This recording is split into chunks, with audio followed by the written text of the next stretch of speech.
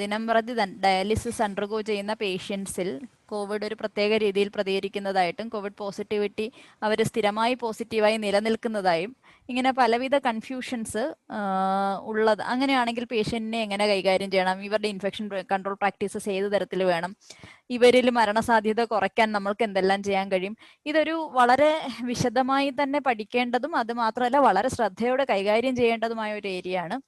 അതുകൊണ്ട് തന്നെ ഈ ഏരിയയിൽ ഒരു വളരെ വ്യക്തമായ ട്രെയിനിങ് വേണമെന്ന് ബിപിൻ സാർ, നമ്മുടെ NCD നോഡൽ ഓഫീസറാണ് ബിപിൻ സാറാണ് ആവശ്യപ്പെട്ടത്. Sir welcome sir. നമ്മുടെ 62 നോഡിൽ നിന്നായി ആൾക്കാർ ജോയിൻ ചെയ്തിട്ടുണ്ട്. സാർ ഒന്ന് ഇൻട്രൊഡക്ഷൻ സാർ വരെ ഒന്ന് അഡ്രസ് ചെയ്താൽ നമുക്ക് സെഷനിലേക്ക് കടക്കാം. So good afternoon everybody. ഇന്ന് വളരെ പ്രധാനപ്പെട്ട ഒരു സെഷനാണ് നമ്മളിവിടെ ഇന്ന് കൈകാര്യം ചെയ്യുന്നത്. നമുക്കറിയാം COVID-19 ഒരു മഹാമാരി അതിന്റെ സർവശക്തി ഉപയോഗിച്ച് താണ്ഡവം കേരളത്തിൽ ഉൾപ്പെടെയുള്ള എല്ലാ സ്ഥലങ്ങളിലും നടത്തിക്കൊണ്ടിരിക്കുകയാണ്. അപ്പൊ അതില് നമുക്ക് നമ്മുടെ സൈഡിൽ നിന്നും നമ്മുടെ ഏറ്റവും പ്രധാനപ്പെട്ട ഉദ്ദേശം എന്ന് പറയുന്നത് നമ്മുടെ സൈഡിൽ നിന്നും മറ്റൊരാൾക്ക് ഒരു ഇൻഫെക്ഷൻ വരാൻ പാടില്ല എന്നുള്ളതാണ്. അപ്പൊ അതുകൊണ്ട് തന്നെ ഇൻഫെക്ഷൻ കൺട്രോൾ എന്ന് പറയുന്നത് നമ്മുടെ എല്ലാ പ്രാക്ടീസസിലും വളരെ പ്രധാനപ്പെട്ടതാണ്. പ്രത്യേകിച്ച് വളരെ സ്പെഷ്യലൈസ്ഡ് ഏരിയ ആയിട്ടുള്ള ക്യാൻസർ മാനേജ്മെന്റ്, ഡയാലിസിസ്, അതുപോലെ കാത്ത് ലാബ്, ഇതുപോലെയൊക്കെയുള്ള നമ്മൾ ചെയ്യുന്ന പ്രൊസീജിയറിനകത്ത് സർജറികൾ നമ്മളിലൂടെ അല്ലെങ്കിൽ നമ്മുടെ ഒരു ശ്രദ്ധക്കുറവ് കൊണ്ട്, നമ്മുടെ ഒരു ഉദാസീനത കൊണ്ട് മറ്റൊരാളിലേക്ക് ഒരു രോഗം പടരാൻ പാടില്ല. അപ്പൊ ഈ ഒരു ഉദ്ദേശത്തോടു കൂടിയാണ് നമ്മുടെ ബഹുമാനിയായ ആരോഗ്യവകുപ്പ് ഡയറക്ടർ പറഞ്ഞത് നമുക്ക് ഡയാലിസിസ് യൂണിറ്റുകൾ വഴി ഒരുപാട് കേസുകൾ, കുറച്ച് കേസുകളെങ്കിലും ട്രാൻസ്മിഷൻ നടക്കുന്നതായിട്ടുള്ള റിപ്പോർട്ടുകൾ. ഓക്കെ, അപ്പം നമ്മുടെ ഉദ്ദേശം എന്ന് പറയുന്നത് നമ്മുടെ പ്രൊസീജിയറിലൂടെ നമ്മൾ ചെയ്യുന്ന ഒരു പ്രവൃത്തിയിലൂടെ മറ്റൊരാൾക്ക് ഒരു കോവിഡ് ഇൻഫെക്ഷൻ വരാൻ പാടില്ല. അപ്പൊ അത് ഡയാലിസിസ് ആയാലും ശരി, കാത്ത് ലാബ് ആണെങ്കിലും ശരി, ഒരു സർജിക്കൽ പ്രൊസീജിയർ ആണെങ്കിലും ശരി, കീമോതെറാപ്പി ആണെങ്കിലും ശരി, നമ്മുടെ ഇൻഫെക്ഷൻ കൺട്രോൾ പ്രാക്ടീസസ് മോശമായതുകൊണ്ട് അല്ലെങ്കിൽ അത് അപ് ടു ദ മാർക്ക് ആവാത്തത് കൊണ്ട് മറ്റൊരാളിലേക്ക് ഇൻഫെക്ഷൻ വരാൻ പാടില്ല എന്നുള്ള ഉദ്ദേശത്തോടു കൂടിയാണ് നമ്മുടെ ബഹുമാന്യായ ആരോഗ്യവകുപ്പ് ഡയറക്ടർ നമ്മുടെ ഡയാലിസിസ് യൂണിറ്റിലുള്ള സ്റ്റാഫ് നഴ്സസിനും ടെക്നീഷ്യൻസിനും ഇത്തരത്തിലൊരു ട്രെയിനിങ് കൊടുക്കണമെന്ന് ആവശ്യപ്പെട്ടത്. അതിന്റെ അടിസ്ഥാനത്തിൽ നമ്മുടെ ട്രെയിനിങ് ഡിവിഷന്റെ ഹെഡായ ഡോക്ടർ ദിവ്യയും ടീമും ഒരു മോഡ്യൂൾ തയ്യാറാക്കുകയുണ്ടായി. അപ്പം ഇങ്ങനെ എനിക്ക് തോന്നുന്നു ഒരു ദിവസത്തെ സമയം കൊണ്ടാണ് അവർ ആ ഒരു പ്രിപ്പറേഷൻ ആക്ടിവിറ്റി നടത്തിയത്. അപ്പൊ അങ്ങനെ ഒരു ട്രെയിനിങ് നിങ്ങൾക്ക് വേണ്ടി നൽകാനായിട്ട് പ്രയത്നിച്ച ഡോക്ടർ ദിവ്യയ്ക്കും ടീമിനും നമ്മുടെ ആരോഗ്യവകുപ്പിന്റെ പേരിലുള്ള ഒരു നന്ദിയും കൂടെ ഇതിന്റെ കൂട്ടത്തിൽ അറിയിക്കുകയാണ്. അതുപോലെ ഈ ട്രെയിനിങ്ങിന്റെ പ്രത്യേകത എന്താണെന്ന് ചോദിച്ചു കഴിഞ്ഞാൽ, ഇത് നമ്മൾ കേട്ട് മടങ്ങാൻ വേണ്ടിയിട്ടുള്ള ഒരു ട്രെയിനിങ് അല്ല. ഇത് നമ്മുടെ പ്രാക്ടീസിൽ, ഡെയിലി പ്രാക്ടീസിൽ നമ്മൾ അനുവർത്തിക്കേണ്ട കാര്യങ്ങളാണ് പറഞ്ഞു തരുന്നത്.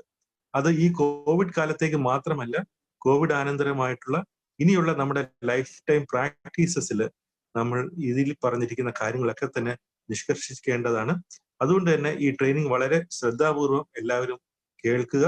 അതിൽ പറയുന്ന ഓരോ വാക്കുകളും നമുക്ക് പ്രധാനപ്പെട്ടതാണ്. ഏതെങ്കിലും നമുക്ക് അതിൻ്റെ അകത്ത് ഒഴിച്ചുകൂടാൻ പറ്റാത്തതായിട്ടുള്ള ഒരു കാര്യങ്ങളും ഇതിനകത്തില്ല. കാരണം ഒരു ഇൻഫെക്ഷന് കടന്നു വരാനായിട്ട് അധികം പഴുതുകളൊന്നും വേണ്ട. ഒരു ചെറിയ പഴുതിലൂടെയാണെങ്കിലും ഇതുപോലെയുള്ള മഹാമാരികൾ പടർന്ന് പിടിക്കാറുണ്ട്. അതുകൊണ്ട് ഇതിൻ്റെ എല്ലാ പോയിന്റ്സും നിങ്ങൾ സശ്രദ്ധം കേൾക്കുക. അത് നമ്മുടെ പ്രാക്ടീസിലേക്ക് അത് ട്രാൻസ്ലേറ്റ് ചെയ്യുമ്പോഴാണ് ഈ ട്രെയിനിങ് വിജയിക്കുന്നത്. അതുകൊണ്ട് തന്നെ ഇന്ന് ഈ കേൾക്കുന്ന കാര്യങ്ങൾ ഇനി മുതലുള്ള നിങ്ങളുടെ ഡെയിലി പ്രാക്ടീസിൽ നിങ്ങൾ അത് പ്രാവർത്തികമാക്കുമ്പോഴാണ് നമ്മുടെ ട്രെയിനിങ് സക്സസ്ഫുൾ ആണെന്ന് നമുക്ക് പറയാൻ സാധിക്കുകയുള്ളൂ. അത് സർട്ടിഫിക്കറ്റിൽ മാത്രം ഒതുങ്ങിയാൽ പോരാ, നമ്മുടെ പ്രാക്ടീസസിലും അത് ഒതുങ്ങണം അത് വളരണം എന്നുള്ള രീതിയിലുള്ള ഒരു സന്ദേശത്തോടു കൂടി എല്ലാ ആശംസകളും നേർന്നുകൊണ്ട് നമ്മുടെ ട്രെയിനിങ് ഡിവിഷന് വേണ്ടിയിട്ട് ഞാനത് കൈമാറും. എല്ലാവർക്കും നമസ്കാരം. ഇപ്പൊ ട്രെയിനിങ് നമ്മളിപ്പോ കണ്ടിന്യൂസ് ആയിട്ട് നടത്തിക്കൊണ്ടിരിക്കുകയാണ്. അപ്പൊ നിങ്ങൾക്ക് ഇപ്പൊ പാർട്ടിസിപ്പൻസിനും എല്ലാവർക്കും അറിയാം. അപ്പൊ ഇതിപ്പോ പ്രത്യേകിച്ച് ഇങ്ങനെ ഒരു ട്രെയിനിങ് ചെയ്യേണ്ടതായിട്ടുള്ള ആവശ്യം എന്തായിരുന്നു എന്നുള്ളത് വിപിൻ സാർ പറഞ്ഞു. അപ്പൊ അതിന്റെ അടുത്തും DHS പറഞ്ഞിരുന്നു ഇങ്ങനെ ഒരു ട്രെയിനിങ് ഓർഗനൈസ് ചെയ്യണമെന്ന്. അപ്പൊ നമ്മളിപ്പോ ഏറ്റവും കൂടുതൽ ഒരു ട്രെയിനിങ്ങുകളെല്ലാം ഓർഗനൈസ് ചെയ്യുന്നത് ട്രെയിനിങ് ടീം വഴി തന്നെയാണ്. കാരണം നമുക്കൊരു യൂണിഫോം പാറ്റേണിൽ തന്നെയാണ് പോവേണ്ടത്. ഇൻ ബിറ്റ്വീൻ വേറൊരു ടീമിനെ ഇൻട്രസ്റ്റ് ചെയ്യാതിരിക്കാതിരിക്കാനാണ് സ്റ്റേറ്റ് ലെവലിൽ തന്നെ ഈ ട്രെയിനിങ് ടീമുമായിട്ട് നമ്മൾ ട്രെയിനിങ് കോർഡിനേറ്റ് ചെയ്ത് കൊണ്ടുപോകുന്നത്. ജില്ലാ ട്രെയിനിങ് നോഡൽ ഓഫീസറിന്റെ കീഴിൽ ട്രെയിനിങ് കിട്ടിയിട്ടുണ്ട്. ഇപ്പൊ ഈ ഇരിക്കുന്നവർക്കും എല്ലാവർക്കും ഒരു പക്ഷേ കിട്ടിയിട്ടുണ്ടാവാം. ഈ ഇപ്പൊ പാർട്ടിസിപ്പൻസിനായിട്ട് വന്നിട്ടുള്ള എല്ലാവർക്കും ഈ ട്രെയിനിങ് ഏതെങ്കിലും വിധത്തിലുള്ള ട്രെയിനിങ്ങുകൾ കിട്ടിയിട്ടുണ്ടാവാം. എങ്കിലും നിങ്ങൾ അത് പെർഫെക്റ്റ് ആയിട്ട് ചെയ്യുന്നുണ്ടോ എന്നുള്ളൊരു സസൂക്ഷ്മം നിങ്ങളിൽ തന്നെ ഒരു നിരീക്ഷണത്തിനും കൂടെ വേണ്ടിയിട്ടാണ് ഈ ട്രെയിനിങ് ഇപ്പോൾ നടക്കുന്നത്. ഓരോ സ്ഥാപനത്തിലും എല്ലാ കാറ്റഗറി ജീവനക്കാർക്കും ട്രെയിനിങ്, പ്രത്യേകിച്ച് ഇൻഫെക്ഷൻ കൺട്രോളുമായിട്ട് ബന്ധപ്പെട്ട ട്രെയിനിങ്ങുകൾ കിട്ടിയിട്ടുണ്ടാവും എന്നാണ് നമ്മുടെ വിശ്വാസം. എങ്കിലും ഇത് പ്രത്യേക ഒരു നിങ്ങളുടെ വിഭാഗത്തിന് മാത്രമായിട്ട് എടുത്തു പറയത്തക്ക രീതിയിലേക്ക് ഒരു ട്രെയിനിങ് നടത്തുന്നത് തന്നെ നിങ്ങൾക്ക് നിങ്ങളിൽ തന്നെ ഒരു സെൽഫ് അസസ്മെന്റ് ചെയ്തുകൊണ്ട് ഇനി എന്താണ് നമ്മൾ ഏതൊക്കെ ഏരിയയിലാണ് കൂടുതൽ ശ്രദ്ധിക്കേണ്ടതെന്നുള്ളതാണ്.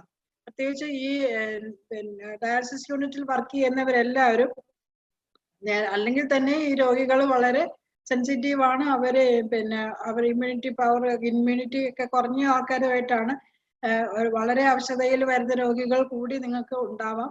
അപ്പൊ അങ്ങനെയുള്ളപ്പോൾ നമ്മൾ ഏറ്റവും കൂടുതൽ ശ്രദ്ധിക്കേണ്ടതെന്ന് വെച്ചാൽ നമ്മളിൽ നിന്ന് മറ്റൊരു ആൾക്ക് ഇൻഫെക്ഷൻ കിട്ടാതിരിക്കാനും അവരിൽ നിന്ന് നിങ്ങൾക്ക് ഇൻഫെക്ഷൻ കിട്ടാതിരിക്കാനും പ്രത്യേകം നമ്മൾ ശ്രദ്ധിക്കണം. ഇപ്പൊ നമ്മൾ HIV ഒക്കെ വന്ന കാലത്ത് നമ്മൾ ആദ്യമേയൊക്കെ അത് ഇൻട്രൊഡ്യൂസ് ചെയ്ത് പറഞ്ഞിരുന്നുവെങ്കിലും പിന്നീട് അത് രഹസ്യമായിട്ട് വെച്ചുകൊണ്ട് എല്ലാവർക്കും HIV ഉണ്ടെന്ന് കരുതി നമ്മൾ നിരീക്ഷിക്കണം, അതുപോലെ തന്നെ കെയർ എടുക്കണം എന്നൊക്കെയാണ് പറഞ്ഞിരുന്നത്. പക്ഷെ അത് അത്രമാത്രം പ്രാവർത്തികമായിരുന്നു എന്ന് എനിക്കറിയില്ല. പക്ഷെ ഇപ്പൊ നമ്മൾ പറയുന്നത് എല്ലാവർക്കും, ഇപ്പൊ നമ്മുടെ തൊട്ടടുത്തിരിക്കുന്ന ആൾക്ക് വരെ കോവിഡ് ഉണ്ടെന്ന് നമ്മൾ വിചാരിച്ചുകൊണ്ട് തന്നെ മുന്നോട്ട് പോകുക എന്നുള്ളതാണ്. അപ്പൊ അതിന് എന്തെല്ലാം പ്രിക്കോഷൻസ് എടുക്കണം, അത് കോവിഡിന്റെ മാത്രമല്ല ഏത് സാഹചര്യത്തിലായാലും ഇൻഫെക്ഷൻ കൺട്രോൾ ചെയ്യുക തന്നെ വേണം.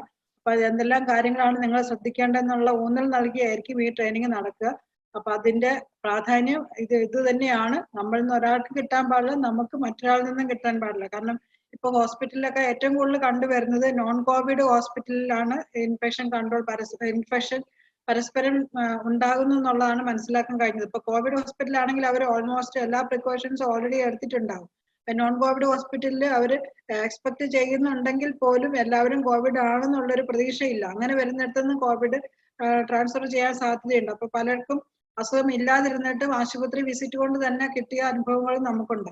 പ്രത്യേകിച്ചും ഈ ക്രിട്ടിക്കലി ഇല്ലായിട്ടുള്ള ഒരു അവസ്ഥയിലേക്ക് വരുന്ന രോഗികൾക്ക് അസുഖം പടരാനുള്ള സാധ്യതയും വളരെ കൂടുതലാണ്. അപ്പൊ അതുകൊണ്ട് രോഗികൾക്കും അതിനെക്കുറിച്ച് ബോധവൽക്കരണം ചെയ്യുന്നതോടൊപ്പം തന്നെ നമ്മളും ആ പ്രിക്കോഷൻസ് എല്ലാം എടുത്ത് ചെയ്യുക എന്നുള്ളതാണ് നമ്മൾ ശ്രദ്ധിക്കാനുള്ള കാര്യം. അത് നിങ്ങൾ ഇതിൽ മാത്രമല്ല, നിങ്ങൾ ട്രാവലിലും ട്രാൻസ്പോർട്ടിലും നിങ്ങൾ വീട്ടിൽ പോകുന്നവരും എല്ലാവരും അത് ശ്രദ്ധിക്കുക. കാരണം നമുക്ക് ആശുപത്രിയിൽ നിന്ന് മാത്രമായിരിക്കില്ല കിട്ടുക. അപ്പൊ അതുകൊണ്ട് ഈ ജീവനക്കാര് അവരുടെ പേഴ്സണൽ ട്രാവലിലും അതുപോലെ തന്നെ മറ്റ് ഇന്റർവെൻഷൻസും എല്ലാം നമ്മൾ പ്രത്യേകം ശ്രദ്ധിക്കണം. പ്രത്യേകം നമ്മുടെ മനസ്സിലുണ്ടാവണം, നമ്മൾ ഈ ഏരിയയിലാണ് വർക്ക് ചെയ്യുന്നത്, നമുക്ക് ഒരു സ്ഥലത്തുനിന്ന് ഒരു ഇൻഫെക്ഷൻ പോലും കിട്ടാൻ പാടില്ല. അതുകൊണ്ട് അതും നിങ്ങളുടെ മനസ്സിലുണ്ടാകണം. ഇത്രയാണ് എനിക്ക് പറയാനുള്ളത്. അപ്പോൾ നിങ്ങൾ സസൂക്ഷ്മം ഇത് കേട്ടിരിക്കുക, നിങ്ങൾ സ്വയം വിശകലനം ചെയ്യുക. എന്തെങ്കിലും കാര്യങ്ങൾ സപ്ലൈസ് എക്യുപ്മെന്റ്സ് എന്തെങ്കിലും ഇല്ലാന്നുണ്ടെങ്കിൽ നിങ്ങൾ നഴ്സിംഗ് ഡിവിഷനിലോ അല്ലെങ്കിൽ സൂപ്രണ്ട് മുഖേനയോ അത് സജ്ജമാക്കിയിരിക്കണം. നിങ്ങളുടെ യൂണിറ്റുകൾ എപ്പോഴും പെർഫെക്റ്റ് ആക്കിയിരിക്കാൻ ശ്രദ്ധിക്കണം. ഇങ്ങനെയുള്ള കാര്യങ്ങളിൽ നിങ്ങളുടെ സപ്പോർട്ടിന് വേണ്ടിയിട്ട് നഴ്സിംഗ് വിഭാഗത്തിനും അവരുടെ മെഡിക്കൽ വിഭാഗത്തിനൊക്കെ നിർദ്ദേശം കൊടുക്കുന്നുണ്ട്. എന്തെങ്കിലും ഉണ്ടെങ്കിൽ നിങ്ങൾ ശ്രദ്ധയിൽ കൊണ്ടുവന്നാൽ തീർച്ചയായിട്ടും നമുക്കത് മെയിൻറ്റെയിൻ ചെയ്ത് കൊണ്ടുപോകാനായിട്ട് സാധിക്കും. എല്ലാവരും നല്ല ട്രെയിനിങ്ങിൽ അറ്റൻറ്റീവ് ആയിരിക്കണം, അത് കീപ്പപ്പ് ചെയ്യാനും ശ്രമിക്കണം എന്നാണ് പറയാനുള്ളത്. എന്തായാലും ഈ ട്രെയിനിങ് എങ്ങനെ ഓർഗനൈസ് ചെയ്യും, ഇത്രയും പേര് ഒരുമിച്ച് കൂട്ടി വേണ്ട നിർദ്ദേശങ്ങൾ കൊടുക്കാനും നേതൃത്വം നൽകാനും ഒക്കെ ട്രെയിനിങ് ടീം എടുക്കുന്ന എഫർട്ട് അഭിനന്ദനാർഹമാണ്. അവർ ഈ കോവിഡ് സിറ്റുവേഷനിൽ ചെയ്ത വർക്കുകൾ ഒരുപാട് അഭിനന്ദനാർഹമാണ്. കാരണം ഈ ഓരോരുത്തരിലേക്കും ഈ വിവരങ്ങളെല്ലാം എത്തിക്കുക എന്നുള്ള കടമയാണ് അവർ ചെയ്തുകൊണ്ടിരിക്കുന്നത്. അതിൽ അവർ വിജയിച്ചിരിക്കുന്നത് തന്നെ പറയാം. എങ്കിൽ നമുക്ക് ഈ സിറ്റുവേഷൻ ഒന്നും നിശേഷം മാറിയെന്ന് പറയാൻ പറ്റില്ല. അങ്ങനെ ഒരു സിറ്റുവേഷൻ എന്നാണ് ഉണ്ടാകുമെന്നും അറിയാൻ പറ്റില്ല. അങ്ങനെ ഒരു സിറ്റുവേഷൻ ഉണ്ടാകുന്നതേക്കും വരെ നമുക്ക് ഈ ഫൈറ്റിംഗ് ഇവിടെ തുടരാം. എല്ലാവർക്കും സ്വാഗതം. ശരി, നന്ദി. എല്ലാവർക്കും നമസ്കാരം. ഡയാലിസിസ് യൂണിറ്റുകളിൽ എങ്ങനെ infection prevention and control activities നടത്താം എന്നുള്ളതിനെ കുറിച്ചാണ് ഇന്നത്തെ ട്രെയിനിങ്. എൻ്റെ പേര് ഷഹർബാനത്ത്. COVID-19 പാൻഡമിക്കിന്റെ ഭാഗമായിട്ട് ഏകദേശം തുടങ്ങിയ സമയം മുതലേ ട്രെയിനിങ് ഡിവിഷനിൽ വർക്ക് ചെയ്തുകൊണ്ടിരിക്കുകയാണ്. എല്ലാവർക്കും കേട്ട് പരിചയമുള്ള കാര്യമാണ്. അല്ലെങ്കിൽ നമ്മൾ ഏകദേശം ഒരു വർഷം കൊണ്ട് തന്നെ കോവിഡിനൊപ്പം ജീവിച്ച് എങ്ങനെയാണ് ഇൻഫെക്ഷൻ പ്രിവെൻഷൻ ആക്ടിവിറ്റീസ് ഓരോ യൂണിറ്റിലും നടത്തേണ്ടതെന്ന് നമ്മൾ ഓരോരുത്തരും അറിഞ്ഞു കഴിഞ്ഞു, അതിനെക്കുറിച്ച് നമ്മൾ പ്രവർത്തിക്കുന്നുണ്ട്, നമ്മൾ ആ ലാഭം വിധം തന്നെ ഇതിനെ നിയന്ത്രിക്കാനും ശ്രമിക്കുന്നുണ്ട്. എന്നാലും നമുക്ക് ചുറ്റുപാടുമുള്ള കാര്യം നോക്കുമ്പോൾ തന്നെ അറിയാവുന്ന കാര്യമാണ്, ധാരാളം ഡെത്തുകൾ റിപ്പോർട്ട് ചെയ്യുന്നു, പ്രത്യേകിച്ചും പാലിയേറ്റീവ് കെയറിലുള്ളവർക്കും ഡയാലിസിസിൽ കഴിയുന്നവർക്കും. അത്തരത്തിലുള്ള ഡെത്ത് പ്രിവെന്റ് ചെയ്യുക, അല്ലെങ്കിൽ അത്തരത്തിലുള്ളവർക്ക് കോവിഡ് പോസിറ്റീവ് ആവുന്നത് പ്രിവെന്റ് ചെയ്യാൻ നമ്മുടെ ഭാഗത്തു നിന്നും എന്തൊക്കെ മുൻകരുതലുകൾ എടുക്കാൻ കഴിയും എന്നുള്ളതാണ് ഇന്നത്തെ സെഷൻസ്. അത്യാവശ്യമായിട്ടും ഡയാലിസിസ് യൂണിറ്റിനകത്ത് നടത്തേണ്ട പുതിയതായിട്ടുള്ള ആക്ടിവിറ്റീസിനെ കുറിച്ച് മാത്രം നമുക്ക് വിശദമായി പറയാം. ബാക്കിയുള്ള റുട്ടീൻ പ്രൊസീജിയേഴ്സ് എല്ലാം നമ്മൾ ചെയ്തുകൊണ്ടിരിക്കുന്നത് പോലെ തന്നെ തുടരുക. നമുക്ക് എല്ലാവർക്കും അറിയാം, ക്രോണിക് കിഡ്നി ഡിസീസസ് അല്ലെങ്കിൽ കിഡ്നി ഡിസീസസ് ഉള്ളവർ തന്നെ വൾണറബിൾ ഗ്രൂപ്പിൽ വരുന്നവരാണ്. അതായത് COVID-19 ഉണ്ടാകാൻ സാധ്യതയുള്ളവരുടെ പട്ടികയിൽ ഹൈ റിസ്ക് ഗ്രൂപ്പിൽ വരുന്നതാണ് ഡയാലിസിസ് പേഷ്യന്റ്. ആയതിനാൽ അവർക്ക് ഡിസീസ് വന്നു കഴിഞ്ഞാൽ രോഗം കാഠിന്യത്തിൽ എത്താനുമുള്ള സാധ്യത വളരെ കൂടുതലാണ്. May be at higher risk for severe disease from COVID-19. COVID-19 ബന്ധപ്പെട്ട് ഡയാലിസിസ് പേഷ്യൻസിൽ ധാരാളം പഠനങ്ങൾ നടക്കുന്നുണ്ട്. ഇതിൽ തന്നെ നമുക്കറിയാം, സിവിയർ കേസസ് ആയാൽ അവരുടെ റിക്കവറിക്ക് കൂടുതൽ സമയമെടുക്കും, maybe up to 6 weeks or more. അതിൽ തന്നെ മുമ്പുള്ള പഠനങ്ങളിൽ അബൌട്ട് മോർട്ടാലിറ്റി, ഇതിലുണ്ടാകുന്ന ഡെത്ത് 1% എന്ന് റിപ്പോർട്ട് ചെയ്തിരുന്നാൽ ഇപ്പോൾ പുതിയ പഠനങ്ങൾ പറയുന്നത് ഏകദേശം 20% മോർട്ടാലിറ്റി ഡയാലിസിസ് പേഷ്യന്റിൽ ഉണ്ടാകുന്നതാണ് പുതിയ പഠനങ്ങൾ സൂചിക്കുന്നത്. അപ്പോൾ നമ്മൾ വളരെയധികം കെയർഫുൾ ആയിരിക്കണം. ഇത്തരത്തിലുള്ള ഡെത്ത് പ്രിവെന്റ് ചെയ്യാനായിട്ട് എല്ലാവിധ മുൻകരുതലുകളും എടുക്കുക എന്നുള്ളതാണ് നമ്മുടെ മുന്നിലെ ഉത്തരവാദിത്വം. ഡയാലിസിസ് യൂണിറ്റുകളിൽ വർക്ക് ചെയ്യുന്ന ഡയാലിസിസ് ടെക്നീഷ്യനും അവിടെ അസിസ്റ്റ് ചെയ്യുന്നവരും അവിടെയുള്ള മറ്റ് ഹെൽത്ത് കെയർ പ്രൊഫഷണൽസുമാണ് ഡയാലിസിസ് പേഷ്യന്റിനെ മുൻനിരയിൽ നിന്ന് പരിചരിക്കുന്നവർ. ആയതിനാൽ ഹെൽത്ത് കെയർ പ്രൊഫഷണൽ നിന്ന് ഈ ഡയാലിസിസ് പേഷ്യന്റിനും ഡയാലിസിസ് പേഷ്യൻസിൽ നിന്ന് ഹെൽത്ത് കെയർ പേഴ്സണൽസിനും ഇൻഫെക്ഷൻ കിട്ടാനുള്ള സാധ്യത വളരെ കൂടുതലാണ്. നമ്മുടെ ഓരോരുത്തരെയും ഉത്തരവാദിത്വം, it should be ensured that a patient or staff in a dialysis unit does not become the source of an outbreak. നമ്മുടെ ഡയാലിസിസ് യൂണിറ്റിൽ നിന്നോ നമുക്കോ ഡയാലിസിസ് യൂണിറ്റിൽ നിന്ന് യാതൊരുവിധ ഇൻഫെക്ഷനും ഉണ്ടാകാതിരിക്കുക, പ്രത്യേകിച്ചും COVID-19. അതാണ് നമ്മുടെ ഓരോരുത്തരുടെയും ഉത്തരവാദിത്വം. COVID-19 കുറിച്ചുള്ള ബാക്കി കാര്യങ്ങളൊന്നും പറയുന്നില്ല. Infection prevention and control measures എന്തൊക്കെയാണെന്ന് നോക്കാം. നമുക്ക് എല്ലാവർക്കും അറിയാം, ഡയാലിസിസ് യൂണിറ്റ് എന്ന് പറയുന്നത് വളരെ കെയർഫുൾ ആയിട്ട് ഇൻഫെക്ഷൻ പ്രിവെൻഷൻ ആക്ടിവിറ്റീസ് നടത്തുന്ന ഒരു സ്ഥലമാണ്. പ്രത്യേകിച്ചും ബ്ലഡ് ബോൺ ഡിസീസസിന്റെ ഇൻഫെക്ഷൻ ഉണ്ടാകാതിരിക്കാൻ നമ്മൾ ഓരോരുത്തരും കെയർഫുൾ ആയിരിക്കും. ഹെപ്പറ്റൈറ്റിസ് ബി, HCV, HIV മുതലായവ. അതുപോലെ നമ്മൾ പ്രാധാന്യം കൊടുക്കേണ്ട ഒന്നാണ് COVID-19 infection prevention and control activities. ഇത് നമുക്ക് എങ്ങനെ ചെയ്യാം എന്നുള്ളത് കുറച്ച് സ്റ്റെപ്പിലൂടെ നമുക്ക് നോക്കാം. ആദ്യം proper screening, early recognition and reporting of cases ആണ് COVID-19 പ്രിവെന്റ് ചെയ്യുന്നതിൽ ഡയാലിസിസ് പേഷ്യന്റിൽ ഉണ്ടാകാതിരിക്കാനായിട്ട് ഏറ്റവും ശ്രദ്ധിക്കേണ്ടത്. അടുത്തത് early assessment and proper triaging of cases. അത് കഴിഞ്ഞ് educating staff, patient and visitors. ഇത് വളരെ ഇമ്പോർട്ടൻ്റ് ആയിട്ടുള്ള കാര്യമാണ്. പിന്നെ നമ്മുടെ അഡ്മിനിസ്ട്രേറ്റീവ് ലെവലിൽ നിന്നുള്ള അഡ്മിനിസ്ട്രേറ്റീവ് കൺട്രോളും എൻവയോൺമെന്റൽ ആൻഡ് എഞ്ചിനീയറിംഗ് കൺട്രോളും. ഇതിലെല്ലാം ഉപരി ഇൻഫെക്ഷൻ പ്രിവെൻഷൻ ആൻഡ് കൺട്രോൾ ആക്ടിവിറ്റീസിന്റെ നെടുംതൂണെന്ന് പറയുന്നത് സ്റ്റാൻഡേർഡ് പ്രിക്കോഷൻസ് ഫോളോ ചെയ്യുകയും അഡീഷണൽ ആയിട്ട് ട്രാൻസ്മിഷൻ ബേസ്ഡ് പ്രിക്കോഷൻസ് ഫോളോ ചെയ്യുകയും എന്നുള്ളതാണ്. ഇത് ഓരോന്നിനെ കുറിച്ച് നമുക്ക് വിശദമായിട്ട് നോക്കാം. പോയിന്റ് മാത്രമേ പറയുന്നുള്ളൂ. എന്ത് ഡൗട്ട് ഉണ്ടെങ്കിലും അവസാനം ചോദിക്കാവുന്നതാണ്, അല്ലെങ്കിൽ ചാറ്റിൽ ടൈപ്പ് ചെയ്തേക്കാവുന്നതാണ്.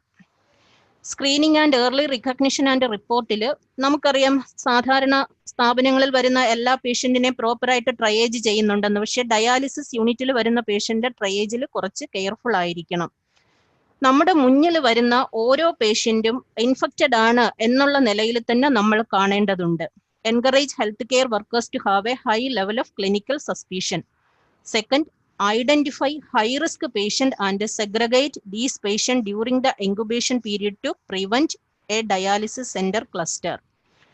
നമുക്കറിയാം, ഡയാലിസിസിന് തുടരെ ഒന്നിടവിട്ടുള്ള ദിവസങ്ങളിൽ ആഴ്ചയിൽ 3 ദിവസം വരുന്നവരുണ്ട്, മറ്റു കാര്യങ്ങൾക്ക് വരുന്നവരുണ്ട്. അവരെ എല്ലാം തന്നെ ഓരോ വിസിറ്റിന് മുമ്പും ഇതെങ്ങനെ ഇൻക്യുബേഷൻ പീരീഡിലാണോ അല്ലെങ്കിൽ അവർക്ക് എന്തെങ്കിലും രോഗലക്ഷണങ്ങൾ ഉണ്ടോ എന്ന് നമ്മൾ പ്രോപ്പറായിട്ട് സ്ക്രീൻ ചെയ്യേണ്ടതുണ്ട്. അതിന് നമ്മുടെ സ്ഥാപന ലെവലിൽ തന്നെ ഇൻസ്റ്റിറ്റ്യൂട്ട് സ്ക്രീനിങ് ക്വസ്റ്റ്യനെയർ ഏകദേശം 1 വർഷം കൊണ്ട് നമ്മൾ കോവിഡിനൊപ്പം സഞ്ചരിക്കുന്നതിനാൽ എല്ലാ സ്ഥാപനങ്ങൾക്കും സ്ഥാപന തലത്തിൽ തന്നെ ഒരു സ്ക്രീനിങ് ക്വസ്റ്റ്യനെയർ ഓൾറെഡി ഉണ്ടായിരിക്കും. ഇല്ലാത്ത സ്ഥാപനങ്ങളിൽ ഇതുമായി ബന്ധപ്പെട്ട ഒരു പ്രോപ്പർ സ്ക്രീനിങ് ക്വസ്റ്റ്യനെയർ ഉണ്ടായിരിക്കേണ്ടതാണ്. അതുണ്ടാക്കി ഓരോ ഡയാലിസിസിന് മുമ്പ്, ഓരോ ഡയാലിസിസ് ടേണിന് മുമ്പും പേഷ്യന്റിന് സ്ക്രീൻ ചെയ്യേണ്ടതുണ്ട്. അത് കഴിഞ്ഞിട്ട് ഒന്നുകിൽ നമ്മൾ പേഷ്യന്റിനെ ഫോൺ ചെയ്യുക, call all patients or advise all patient to call back before each dialysis turn to determine whether they have COVID-19 symptoms. സ്ഥാപനത്തിൽ നിന്നും നെക്സ്റ്റ് ഡേ വരുന്നതിന് മുമ്പായിട്ട് പേഷ്യന്റിനെ നമ്മൾ ഇൻഫോം ചെയ്യുകയോ അല്ലെങ്കിൽ പേഷ്യന്റ് ഡയാലിസിസ് കഴിഞ്ഞ് പോകുന്ന സമയത്ത് പ്രോപ്പർ ഇൻസ്ട്രക്ഷൻ കൊടുക്കുക. നെക്സ്റ്റ് നിങ്ങളുടെ ഡയാലിസിസ് ടേണിന് വരുന്നതിന് മുമ്പായിട്ട് നമ്മൾ ആരാണോ കോണ്ടാക്ട് ചെയ്യേണ്ടത് സ്ഥാപനത്തിൽ, ചിലപ്പോൾ ഡയാലിസിസ് യൂണിറ്റിന്റെ ചാർജിനെ ആയിരിക്കാം, അല്ലെങ്കിൽ അതുമായി ബന്ധപ്പെട്ട് PRO കാണും, അല്ലെങ്കിൽ ആരാണോ അവിടെ ഡെസിഗ്നേറ്റ് ചെയ്തേക്കുന്ന പേഴ്സൺ, അവരെ ഫോൺ ചെയ്ത് അവർക്ക് എന്തെങ്കിലും രോഗലക്ഷണങ്ങൾ ഉണ്ടോ എന്ന് പ്രോപ്പറായിട്ട് റിപ്പോർട്ട് ചെയ്യുക എന്നുള്ളതാണ് സ്ക്രീനിങ്ങിൽ ഇമ്പോർട്ടൻ്റ് ആയിട്ടുള്ള കാര്യം. കൂടാതെ display signages in public areas regarding COVID-19 symptoms in order to alert the patient and report them to the health care workers in time. ഇതെല്ലാവർക്കും അറിയാം, എല്ലാ സ്ഥലത്തും വേണ്ട വിധത്തിലുള്ള സൈനേജസ് ഉണ്ട്. ഏതൊക്കെ രോഗലക്ഷണങ്ങളാണ് COVID-19 എന്ന് എല്ലാവർക്കും അറിയാവുന്നതാണ്. Next, promotion of respiratory hygiene is an important preventive measure. നമ്മൾ എല്ലാവരും മാസ്ക് ധരിക്കുന്നുണ്ട്, അത് കാരണം റെസ്പിറേറ്ററി ഹൈജീൻ ഏറെക്കുറെ പാലിക്കാൻ കഴിയുന്നുണ്ട്. എന്നാലും അത് പ്രോപ്പറായിട്ട് ചെയ്യാനുള്ള എന്തൊക്കെ കാര്യങ്ങൾ ശ്രദ്ധിക്കണമെന്നും ഓരോരുത്തരും അറിഞ്ഞിരിക്കേണ്ടതും അത് നോക്കേണ്ടതുമാണ്. സ്റ്റാഫിനെ മാത്രം സ്ക്രീൻ ചെയ്താൽ പോരാ, നമ്മൾ ഓരോരുത്തരും കോവിഡുമായിട്ട് എക്സ്പോഷർ വരാൻ സാധ്യതയുള്ളവരാണ്. നമ്മുടെ ട്രാവലിന്റെ ഇടയിലാകാം, അല്ലെങ്കിൽ നമ്മുടെ വർക്ക് പ്ലേസിൽ നിന്നാവാം, അല്ലെങ്കിൽ നമ്മുടെ കോവർക്കറിന്റെ നിന്നാവാം. അത് കാരണം സ്റ്റാഫ് സർവൈലൻസും വളരെ ഇമ്പോർട്ടൻ്റ് ആണ്. ഡയാലിസിസ് യൂണിറ്റിൽ വർക്ക് ചെയ്യുന്ന എല്ലാ സ്റ്റാഫിന്റെയും surveillance based on respiratory symptoms before every shift and quarantine if needed. Day care മാത്രം, അതായത് 2 ഷിഫ്റ്റിൽ ഡയാലിസിസ് നടത്തുന്നതിലാണെങ്കിൽ 2 ഷിഫ്റ്റിലും സെപ്പറേറ്റ് സ്റ്റാഫാണ് വരുന്നെങ്കിൽ ഓരോ ഷിഫ്റ്റിലും അവർ ഡ്യൂട്ടിക്ക് കയറുന്നതിന് മുമ്പായിട്ട് സ്ക്രീനിങ് നടത്തണം, അവർക്ക് ഏതെങ്കിലും റെസ്പിറേറ്ററി സിംറ്റംസ് ഉണ്ടോ എന്ന്. 24 അവർ വർക്കിംഗ് ഉള്ള സ്ഥലമാണെങ്കിൽ എല്ലാ ഷിഫ്റ്റിലും ഇതുപോലെ സ്ക്രീനിങ് നടത്തിയതിന് ശേഷം മാത്രമേ സ്റ്റാഫ് ഡ്യൂട്ടിയിൽ പ്രവേശിക്കാൻ പാടുള്ളൂ. സ്റ്റാഫ് സ്ക്രീനിങ്ങിന് നമുക്ക് ആരോഗ്യ വകുപ്പിന് തന്നെ ഒരു സ്ക്രീനിങ് ക്വസ്റ്റ്യനെയർ ഓൾറെഡി ഉള്ളതാണ്. അതെല്ലാ സ്ഥാപനത്തിലും ലഭിച്ചിട്ടുള്ളതും ആയിരിക്കും. അതാണെങ്കിലും ചെയ്യുക. അത് പറ്റിയില്ല എങ്കിൽ സ്ഥാപന ലെവലിലെങ്കിലും ചെയ്യുക. സ്റ്റാഫ് സ്ക്രീനിങ്ങും വളരെ ഇമ്പോർട്ടൻ്റ് ആണ്. ഫോളോ സോഷ്യൽ ഡിസ്റ്റൻസിങ്, എല്ലാവർക്കും അറിയാം. SMS കുറിച്ച് വിശദമായി അതിനെക്കുറിച്ച് പറയേണ്ട കാര്യമില്ല. നെക്സ്റ്റ്, സ്ക്രീനിങ്ങിന്റെ ഭാഗമായിട്ട് നമ്മൾ ഡെയിലി ചെയ്യുന്നത് പോലെ തന്നെ take patients temperature at check in entrance. ഇവിടെ നമുക്ക് ഒരു കാര്യം ശ്രദ്ധിക്കാവുന്നതാണ്. സ്ഥാപനങ്ങളിലേക്കുള്ള എൻട്രൻസിൽ നമുക്ക് പേഷ്യന്റ് ടെമ്പറേച്ചർ ചെക്ക് ചെയ്തില്ല എങ്കിൽ ഡയാലിസിസ് യൂണിറ്റിന്റെ എൻട്രൻസിലെങ്കിലും നിർബന്ധമായിട്ടും ടെമ്പറേച്ചർ ചെക്ക് ചെയ്യണം. കാരണം എല്ലാവർക്കും ഒരേപോലെ ഫോൺ ചെയ്ത് അറിയിക്കാൻ പറ്റിയെന്ന് വരില്ല. ചിലപ്പോൾ നമുക്ക് ഫോൺ ചെയ്ത സമയത്ത് അവർ എടുത്തെന്നായിരിക്കില്ല. അങ്ങനെയുള്ള കണ്ടീഷനിൽ അല്ലെങ്കിൽ അങ്ങനെയുള്ള സന്ദർഭങ്ങളിൽ നമുക്ക് വരുന്നവർക്ക് ടെമ്പറേച്ചർ ഉണ്ടോ എന്നെങ്കിലും എൻട്രൻസിൽ ചെക്ക് ചെയ്ത് അവിടെ സ്ക്രീനിങ് കഴിഞ്ഞതിന് ശേഷം മാത്രമേ പേഷ്യന്റിനെ ഡയാലിസിസ് യൂണിറ്റിലോട്ട് കടത്തിവിട്ട് വേണ്ട പ്രൊസീജിയേഴ്സ് ചെയ്യാൻ പാടുള്ളൂ. ഇൻഫെക്ഷൻ കൺട്രോൾ പ്രാക്ടീസസിനെ കുറിച്ചും പേഴ്സണൽ പ്രൊട്ടക്റ്റീവ് എക്യുപ്മെന്റ് പ്രോപ്പർ യൂസിനെ കുറിച്ചും എല്ലാ സ്റ്റാഫിനും പ്രോപ്പറായിട്ട് ട്രെയിനിങ് കൊടുത്തിരിക്കണം. ഇതെല്ലാം നടന്ന കാര്യമാണ്. ഇതിൽ സ്ക്രീനിങ് ആൻഡ് ഏർലി അസസ്മെന്റിൽ 2 കാര്യമാണ് ഇമ്പോർട്ടന്റ്. ഓരോ ഡയാലിസിസ് ടേണിന് മുമ്പും പേഷ്യന്റിനെ ഫോൺ ചെയ്യുകയോ പേഷ്യന്റിനെ ഇൻസ്ട്രക്ട് ചെയ്ത് സ്ഥാപനത്തിലേക്ക് ഫോൺ ചെയ്തോ അവരുടെ COVID-19 സിംറ്റംസിനെ കുറിച്ച് ഇൻഫോം ചെയ്യിക്കുക എന്നുള്ളതാണ്. നെക്സ്റ്റ്, സ്റ്റാഫിന്റെ സർവൈലൻസും. അടുത്തത് ഏർലി അസസ്മെന്റ് ആൻഡ് ട്രയേജിങ് ആണ്. എല്ലാ സ്ഥാപനത്തിലും ട്രയേജിങ്ങിന് ഒരു ഗൈഡ് ലൈൻ ഉണ്ട്. അത് ഡിസീസിന്റെ സിവിയറിറ്റി അനുസരിച്ചുള്ള ട്രയേജിങ് ആണ്. പക്ഷേ കോവിഡിൽ വരുമ്പോഴേക്കും ഡയാലിസിസിന് വരുന്ന പേഷ്യന്റിന്റെ ട്രയേജിൽ ഒരു വ്യത്യാസമുണ്ട്. അവിടെ റെസ്പിറേറ്ററി സിംറ്റംസ് ഉള്ള പേഷ്യന്റിനെയും റെസ്പിറേറ്ററി സിംറ്റംസ് ഇല്ലാത്ത പേഷ്യന്റിനെയും ഹെൽത്തി പേഷ്യന്റ് അല്ലെങ്കിൽ മറ്റ് പ്രോബ്ലങ്ങൾ ഒന്നുമില്ല, മറ്റ് കോമോർബിഡിറ്റീസ് ഒന്നും ഇല്ലാത്ത പേഷ്യന്റിനെയും 3 ആയിട്ട് നമ്മൾ ട്രയേജ് ചെയ്ത് മാറ്റേണ്ടി വരും. അവിടെ വൾണറബിലിറ്റിയുടെ റിസ്ക് അനുസരിച്ച്, അതായത് റെസ്പിറേറ്ററി സിംറ്റം ഉള്ള പേഷ്യന്റ് ഡയാലിസിസിന് വരുന്നത്, അടുത്ത് വിത്തൗട്ട് റെസ്പിറേറ്ററി സിംറ്റംസ് ഉള്ള പേഷ്യന്റ് ഡയാലിസിസിന് വന്നത്. പിന്നെ ഹെൽത്തി പേഷ്യന്റ് എന്ന് ഉദ്ദേശിക്കുന്നത് ഡയാലിസിസിന് വന്നു മറ്റ് കോർമോബിഡിറ്റി ഒന്നും ഇല്ലാത്ത പേഷ്യന്റ്, അവർക്ക് ഡയബറ്റിസ് ഇല്ല, ഹൈപ്പർ ടെൻഷൻ ഇല്ല, ഇത്തരത്തിൽ പേഷ്യന്റിനെ 3ആയിട്ടായിരിക്കണം നമ്മൾ അവിടെ ട്രയേജ് ചെയ്യേണ്ടത്. അല്ല ഇങ്ങനെ ചെയ്തില്ല എങ്കിൽ റെസ്പിറേറ്ററി സിംറ്റം ഉള്ളവരും റെസ്പിറേറ്ററി സിംറ്റം ഇല്ലാത്തവരും അതിന് സ്ഥാപനത്തിന് ഒരു infection prevention and control protocol ഉണ്ടായിരിക്കണം.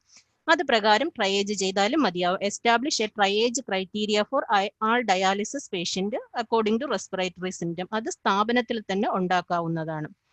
കൂടാതെ triage places in each centre, എവിടെ വെച്ചാണ് ഈ ട്രയേജിങ് ചെയ്യേണ്ടതെന്നും എല്ലാ സ്റ്റാഫും ട്രയേജിങ്ങിനെ കുറിച്ച് അവെയർ ആണെന്നും ഈ ട്രയേജ് പ്രാക്ടീസസ് ഉറപ്പായിട്ടും നടത്തുന്നുണ്ട് എന്നും ഉറപ്പിക്കുക. എങ്കിൽ മാത്രമേ നമുക്കിവിടെ ഇൻഫെക്ഷൻ പ്രിവെന്റ് ചെയ്യാൻ പറ്റുള്ളൂ. അതായത് റെസ്പിറേറ്ററി സിംറ്റം ഉള്ളത് മോർണിംഗ് ഷിഫ്റ്റിൽ മാത്രം ട്രയേജ് പോയാൽ 24 അവർ വർക്ക് ചെയ്യുന്ന സ്ഥലത്ത് 24 അവറും ഈ ട്രയേജിങ് ക്രൈറ്റീരിയ പാലിക്കുന്നുണ്ടെന്ന് ഉറപ്പുവരുത്തുക. അതാണ് അവിടെ ഇമ്പോർട്ടൻ്റ് ആയിട്ടുള്ള കാര്യം. ട്രയേജ് എന്ന് പറയുന്നത് ഡിസീസ് സിവിയറിറ്റി ആണ്. പക്ഷേ ഡയാലിസിസിന് വരുന്നതിൻ്റെത് നോക്കുമ്പോൾ അവിടെയും കൂടുതൽ ഹൈ റിസ്ക് വൾണറബിലിറ്റി തന്നെ. പക്ഷെ അവിടെ നമുക്ക് ഡിസീസ് കണ്ടീഷൻ അല്ല, അവരുടെ കോമോർബിഡിറ്റിയും ഹെൽത്ത് സ്റ്റാറ്റസും വെച്ചാണ് ട്രയേജ് ചെയ്യേണ്ടത്. Every facility must direct suspected symptomatic or COVID-19 exposed patient to a designated screening location before they enter the dialysis unit waiting room. നമ്മൾ ആരും കോവിഡ് മുന്നിൽ കണ്ടല്ല നമ്മുടെ ഡയാലിസിസ് യൂണിറ്റുകൾ സെറ്റ് ചെയ്തത്, നമ്മുടെ സ്ഥാപനങ്ങൾ സെറ്റ് ചെയ്തത്. ഇപ്പോൾ നമ്മൾ കോവിഡ് വന്നതിന് ശേഷം ഒരുപാട് റീഅറേഞ്ച്മെന്റ് നടത്തിയിട്ടുണ്ട് ട്രയേജിങ്ങിനും സ്ക്രീനിങ്ങിനും ഇത്തരം കാര്യങ്ങൾക്കെല്ലാം വേണ്ടി. ഇപ്പൊ നമ്മുടെ ഡയാലിസിസ് യൂണിറ്റിലും ഇതിനുള്ള സൗകര്യം ഇല്ല എങ്കിൽ നമ്മൾ ചെയ്തേക്കുന്നത് എങ്ങനെയാണെന്ന് നോക്കി അവിടെ ഒരു ഓൾട്ടർനേറ്റീവ് അറേഞ്ച്മെന്റ് ഇപ്പോൾ തന്നെ ചെയ്യേണ്ടതാണ്. അതായത് റെസ്പിറേറ്ററി സിംറ്റം ഉള്ള പേഷ്യന്റിനെയും COVID-19 എക്സ്പോസ്ഡ്, ആ എക്സ്പോസിലിട്ട് തന്നെ നമ്മൾ ഹൈ റിസ്ക് കോണ്ടാക്റ്റും ലോ റിസ്ക് കോണ്ടാക്റ്റും വരുന്നു. കോണ്ടാക്റ്റിൽ തന്നെ പ്രൈമറി കോണ്ടാക്റ്റും സെക്കൻഡറി കോണ്ടാക്റ്റും വരുന്നു. ഇത് എങ്ങനെ ആണെന്ന് തരം തിരിച്ച് ഐഡന്റിഫൈ ചെയ്യാനുള്ള ഒരു മാർഗം, ഒരു സ്ഥലം നമ്മുടെ സ്ഥാപനത്തിൽ ഉണ്ടായിരിക്കേണ്ടതാണ്. Have separate waiting area for sick patient that are at least 6 feet from other patient. അതായത് നമ്മുടെ വെയിറ്റിംഗ് ഏരിയ തന്നെ രണ്ടായിട്ട്, ഈ ചിത്രത്തിൽ കാണിച്ചിരിക്കുന്നത് പോലെ 2 ഏരിയ ആക്കിയാലും മതിയാവും. കാരണം നമ്മളെല്ലാം ഒരു വെയിറ്റിംഗ് ഏരിയ ആണ് ഓൾറെഡി സെറ്റ് ചെയ്തേക്കുന്നത്. അതിൽ 3 സീറ്റഡ് ചെയർ ഉള്ളിടത്തെല്ലാം നമ്മൾ മിഡിൽ ചെയർ ബാൻ ചെയ്തിട്ട് അടുത്ത ചെയർ 2 ചെയർ ഉപയോഗിക്കുന്നുണ്ട്. അതുപോലെ അതിനെ തന്നെ 2 ഏരിയയിലാക്കിയാലും മതിയാകും. അവിടെ പാർട്ടീഷൻ ചെയ്യാൻ കഴിഞ്ഞാൽ അതും വളരെ ഉപകാരമായിരിക്കും.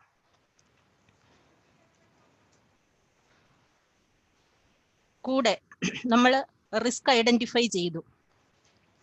റിസ്ക് ഐഡന്റിഫൈ ചെയ്ത് കഴിഞ്ഞാൽ സസ്പെക്റ്റഡ് COVID-19 പേഷ്യൻസിന് സെപ്പറേറ്റ് വെയിറ്റിംഗ് ഏരിയയിലേക്ക് മാറ്റുക, മറ്റ് പേഷ്യന്റുമായിട്ട് കോണ്ടാക്ട് വരാത്ത വിധത്തിൽ. അവർക്ക് അഡീഷണൽ പ്രിക്കോഷൻ ആയിട്ട് ഡ്രോപ്ലെറ്റ് ആൻഡ് കോണ്ടാക്ട് പ്രിക്കോഷൻ, നമുക്കറിയാം കൂടുതലും COVID-19 പകരുന്നത് ഡ്രോപ്ലെറ്റ് വഴിയും കോണ്ടാക്ട് വഴിയും, വളരെ റെയർ ആയിട്ട് മാത്രമേ എയർബോൺ ഇൻഫെക്ഷൻ ഉണ്ടാകാൻ സാധ്യതയുള്ളൂ. അപ്പോൾ അവർക്ക് വേണ്ട droplet and contact precaution provide ചെയ്തുകൊണ്ട് സെപ്പറേറ്റ് ഏരിയയിലേക്ക് മാറ്റേണ്ടി വരും. ഇവിടെയും നമുക്ക് സംശയമുണ്ട്, ഇതൊന്നും ചെയ്തില്ല എങ്കിൽ നമ്മൾ ആ ഉള്ള ഏരിയയെ തന്നെ പാർട്ടീഷൻ ചെയ്ത് ഓൾട്ടർനേറ്റീവ് ആയിട്ടുള്ള അറേഞ്ച്മെന്റ്സ് നടത്തിയാലും മതിയാവും. Each facility should develop a site specific triage plan to transfer പേഷ്യന്റിനെ ഒരു സ്ഥാപനത്തിൽ നിന്ന്, ഇപ്പൊ നമ്മുടെ സ്ഥാപനത്തിൽ വന്നു COVID-19 പോസിറ്റീവായി, നമ്മുടെ സ്ഥാപനത്തിൽ യാതൊരുവിധ മാർഗവും ഇല്ല അവർക്ക് ഡയാലിസിസ് ചെയ്യാനായിട്ട്. അത്തരമൊരു സന്ദർഭം ഉണ്ടായാൽ ഈ പേഷ്യന്റിന് എങ്ങനെയാണ് ഒരു ഡെസിഗ്നേറ്റഡ് COVID-19 യൂണിറ്റിലേക്ക് മാറ്റേണ്ടതെന്നുള്ള കൃത്യമായിട്ടുള്ള ഒരു പ്ലാൻ സ്ഥാപനത്തിൽ ഉണ്ടായിരിക്കണം. ആരെയാണ് ഇൻഫോം ചെയ്യേണ്ടത്, ഏത് വെഹിക്കിളാണ് ഇതിനു വേണ്ടി ഉപയോഗിക്കേണ്ടത്, ആരാണ് ഈ സ്റ്റാഫിന്റെ കൂടെ അക്കമ്പനി ചെയ്യേണ്ടത്, ഇത്തരം കാര്യങ്ങളെക്കുറിച്ച് കൃത്യമായ ഒരു പ്രോട്ടോകോൾ സ്ഥാപനത്തിൽ ഉണ്ടായിരിക്കേണ്ടതാണ്. കൂടാതെ visitors with signs and symptoms of infection should not be permitted to the dialysis centre. അത് ഫോൺ ചെയ്യുന്ന സന്ദർഭത്തിൽ തന്നെ നമ്മൾ ഇൻഫോം ചെയ്ത് വേണ്ട പരിഹാരം തേടേണ്ടതാണ്. എഡ്യൂക്കേഷനിൽ എല്ലാവർക്കും അറിയാം, പ്രത്യേകിച്ച് പറയേണ്ട കാര്യമില്ല. COVID-19 രോഗലക്ഷണങ്ങൾ ഉള്ളവര് അത് കാര്യങ്ങളെക്കുറിച്ചെല്ലാം എഡ്യൂക്കേഷൻ ട്രെയിനിങ് കൊടുക്കണം. അത് സ്റ്റാഫിന് മാത്രമല്ല പേഷ്യൻസിന് കൊടുക്കണം, റിലേറ്റീവ്സിന് കൊടുക്കണം. അതായത് ഡയാലിസിസിലുള്ള പേഷ്യൻ്റ് എല്ലാം റിവേഴ്സ് ക്വാറന്റൈനിലായിരിക്കും. റിവേഴ്സ് ക്വാറന്റൈനിലുള്ളതിന് വീട്ടിലുള്ള ഹെൽത്തി ആയിട്ടുള്ള ഒരു മെമ്പർ ആയിരിക്കും കെയർ കൊടുക്കുന്നത്. അപ്പോൾ അങ്ങനെയുള്ളവർക്കാണ് നമ്മൾ എഡ്യൂക്കേഷൻ കൊടുക്കേണ്ടത്. Hand and respiratory hygiene and കഫറ്റിക്കിനെ കുറിച്ചുള്ള എഡ്യൂക്കേഷൻ കൊടുക്കണം. Proper use and safe disposal of personal protective എക്യുപ്മെന്റിന്റെ ട്രെയിനിങ് കൊടുക്കണം. കൂടാതെ hospital policy and protocols in the context of COVID-19 ഇത് വളരെ ഇമ്പോർട്ടൻ്റ് ആണ്. ചില സ്ഥാപനങ്ങൾക്ക് ഓൾട്ടർനേറ്റീവ് അറേഞ്ച്മെന്റ് ചെയ്യാൻ കഴിയും COVID-19 പോസിറ്റീവ് ആയിട്ടുള്ളവരുടെ ഡയാലിസിസുമായി ബന്ധപ്പെട്ട്. പക്ഷേ ചില സ്ഥാപനങ്ങൾക്ക് കഴിയില്ല. അത്തരം സന്ദർഭങ്ങളിൽ പേഷ്യന്റ് നമ്മുടെ സ്ഥാപനങ്ങൾ സന്ദർശിച്ച് അവർക്ക് ബുദ്ധിമുട്ടുണ്ടാകാതിരിക്കാൻ വേണ്ടിയാണ് സ്ഥാപന പോളിസിയെ കുറിച്ച് ഓരോരുത്തരെയും ഇൻഫോം ചെയ്യുക. ഇപ്പോൾ COVID-19 പോസിറ്റീവ് ആയാൽ ഈ സ്ഥാപനത്തിൽ ഡയാലിസിസ് ചെയ്യൂല. ഡെസിഗ്നേറ്റഡ് COVID-19 സെന്ററിലാണ് അവർക്ക് ഡയാലിസിസിന് അറേഞ്ച്മെന്റ് ചെയ്തേക്കുന്നതെങ്കിൽ അതവരെ ബോധ്യപ്പെടുത്തുക. ആ പോളിസി എല്ലാ ജീവനക്കാരും അറിഞ്ഞിരിക്കുക എന്നുള്ളതാണ് വളരെ ഇമ്പോർട്ടൻ്റ് ആയിട്ടുള്ള വസ്തുത. അടുത്തത് അഡ്മിനിസ്ട്രേറ്റീവ് കൺട്രോൾ. അഡ്മിനിസ്ട്രേറ്റീവ് കൺട്രോളിൽ ഇതെല്ലാം സാധാരണ ഉള്ളതാണ്. 1-2 പോയിന്റ് മാത്രമേ പുതിയതായിട്ടുള്ളൂ. അതാണ് ഫാസ്റ്റ് ആയിട്ട് പറഞ്ഞു പോകുന്നത്. എന്തെങ്കിലും ഉണ്ടെങ്കിൽ നിങ്ങൾക്ക് ചോദിക്കാം.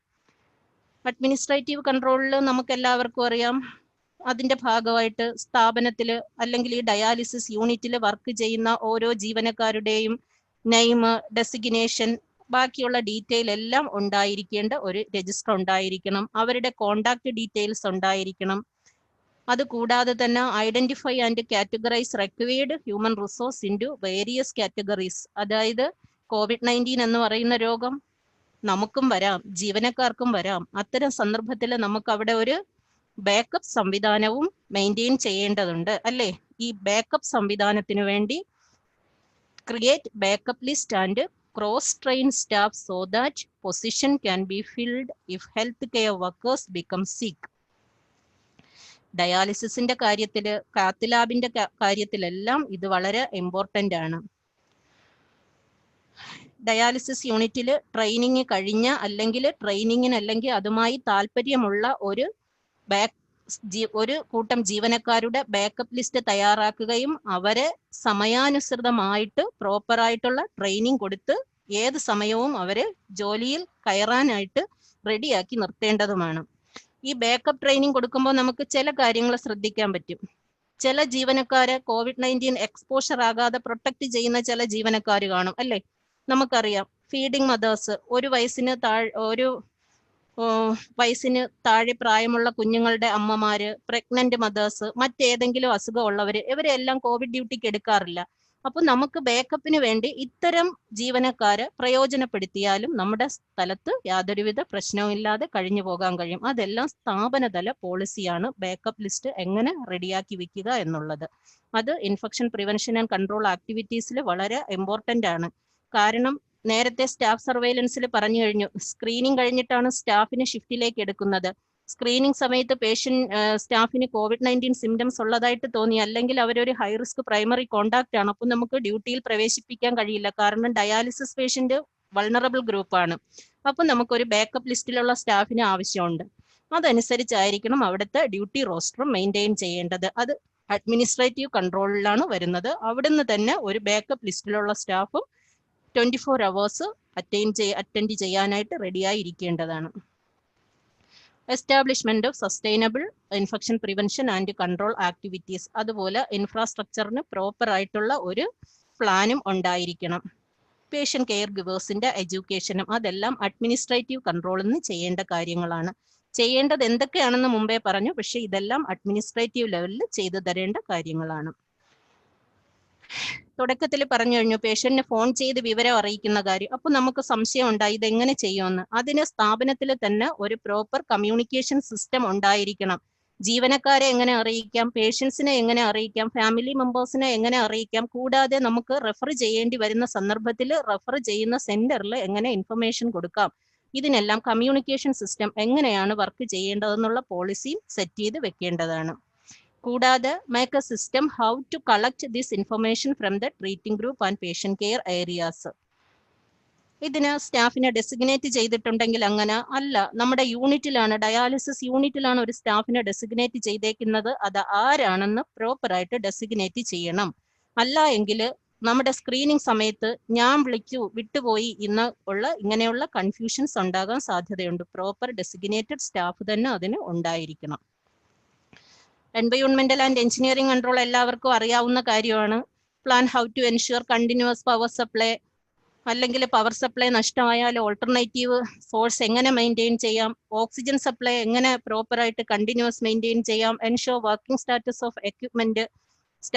വർക്കിംഗ് സ്റ്റാറ്റസ് ഓഫ് എക്യുപ്മെന്റിന്റെ കാര്യത്തിൽ ഇൻവെന്ററിയും ഇൻസ്ട്രുമെന്റ് ചെക്ക് ലിസ്റ്റും പ്രോപ്പറായിട്ട് മെയിൻറ്റെയിൻ ചെയ്യണം. കാരണം COVID-19 സാഹചര്യത്തിൽ നമുക്ക് മെയിൻ്റനൻസ് നടത്താനുള്ള സ്റ്റാഫ്, പ്രത്യേകിച്ചും ഡയലൈസിംഗ് മെഷീന്റെ കാര്യത്തിൽ, RO വാട്ടർ പ്ലാന്റിന്റെ കാര്യത്തിൽ, പോർട്ടബിൾ RO വാട്ടർ ആണെങ്കിൽ അതിന്റെ കാര്യത്തിലൊക്കെ നമുക്ക് കൺഫ്യൂഷൻ ഉണ്ടാവും.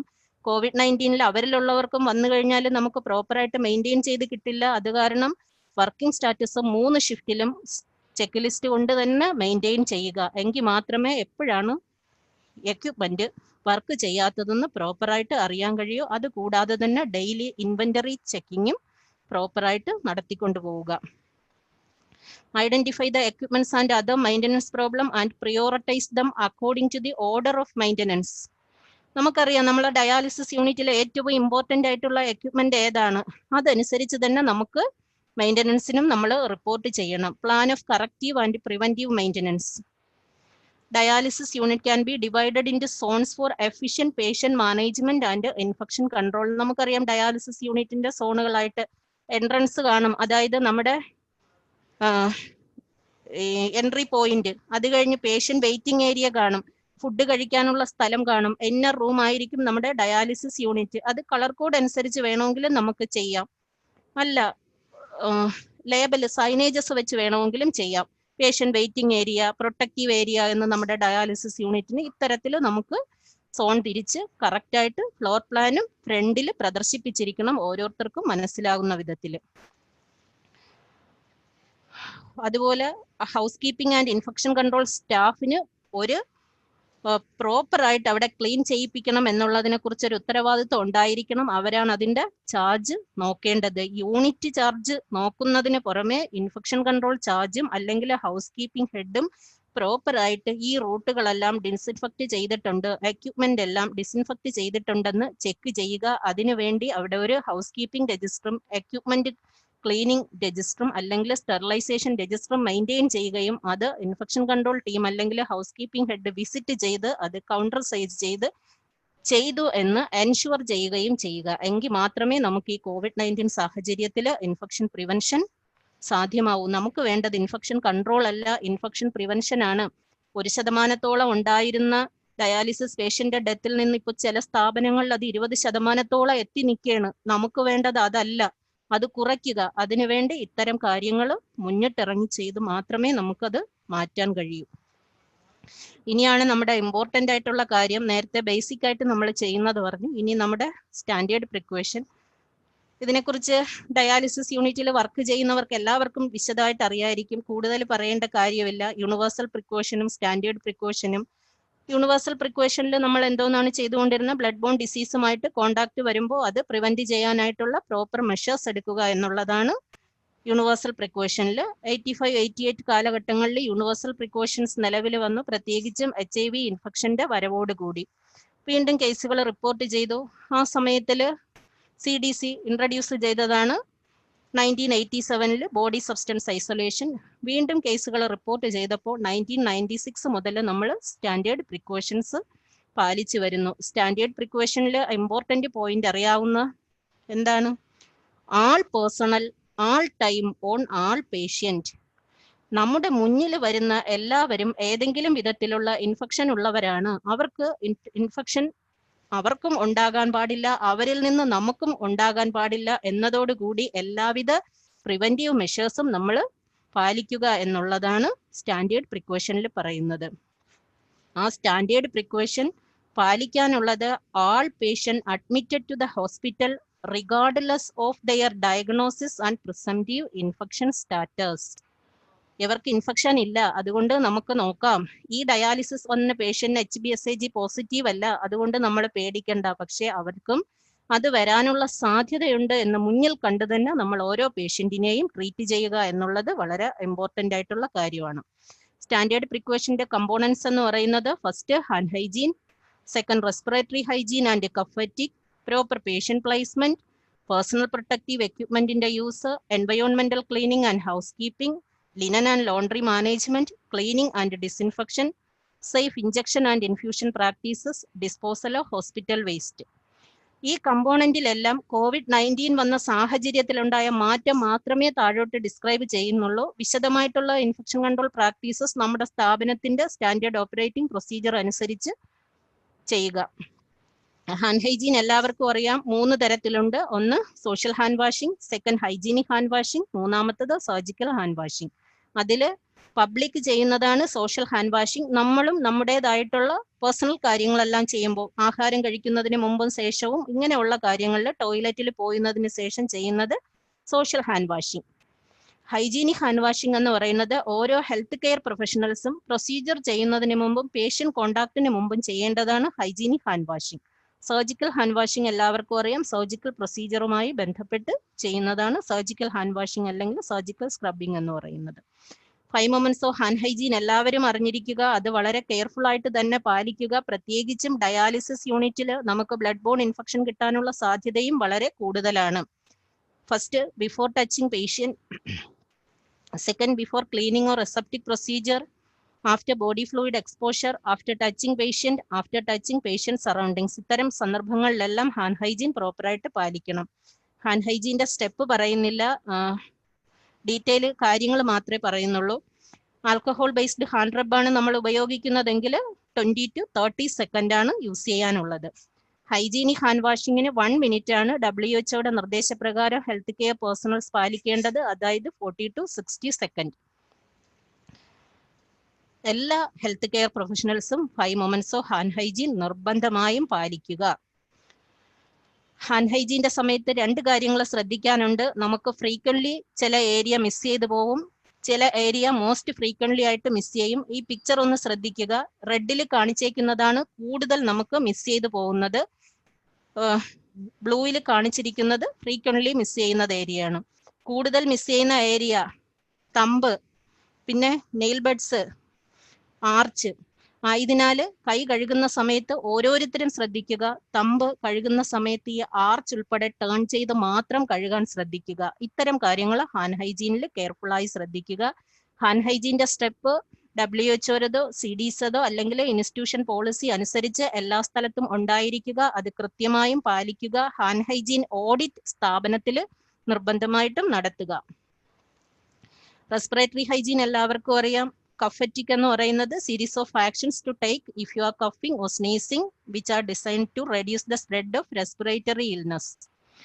എല്ലാവരും തുമ്മുമ്പോഴും ചുമയ്ക്കുമ്പോഴും വായും മൂക്കും പൊത്തിച്ചു വയ്ക്കുക. ഇപ്പൊ നമുക്ക് വായും മൂക്കും പൊത്തേണ്ട ആവശ്യമില്ല, എല്ലാവരും മാസ്ക് ധരിക്കുന്നുണ്ട്. മാസ്ക് ധരിക്കുന്നത് പ്രോപ്പർ ആണെന്ന് നമ്മൾ ഉറപ്പുവരുത്തുക. അതായത് നോസ് മുതൽ ചിന്ന് വരെ കവർ ചെയ്യുന്ന വിധത്തിൽ തന്നെ മാസ്ക് ധരിക്കുക. Use the nearest waste receptacle to dispose the tissue. അതായത് ചുമച്ചു കഴിഞ്ഞാൽ മാസ്ക് ധരിച്ച് ചുമച്ചാൽ നമുക്ക് ടിഷ്യൂ ഉപയോഗിച്ചാൽ ആ ടിഷ്യൂ ഡിസ്കാർഡ് ചെയ്യുന്നതിനുള്ള സംവിധാനവും ഉണ്ടായിരിക്കേണ്ടതാണ്.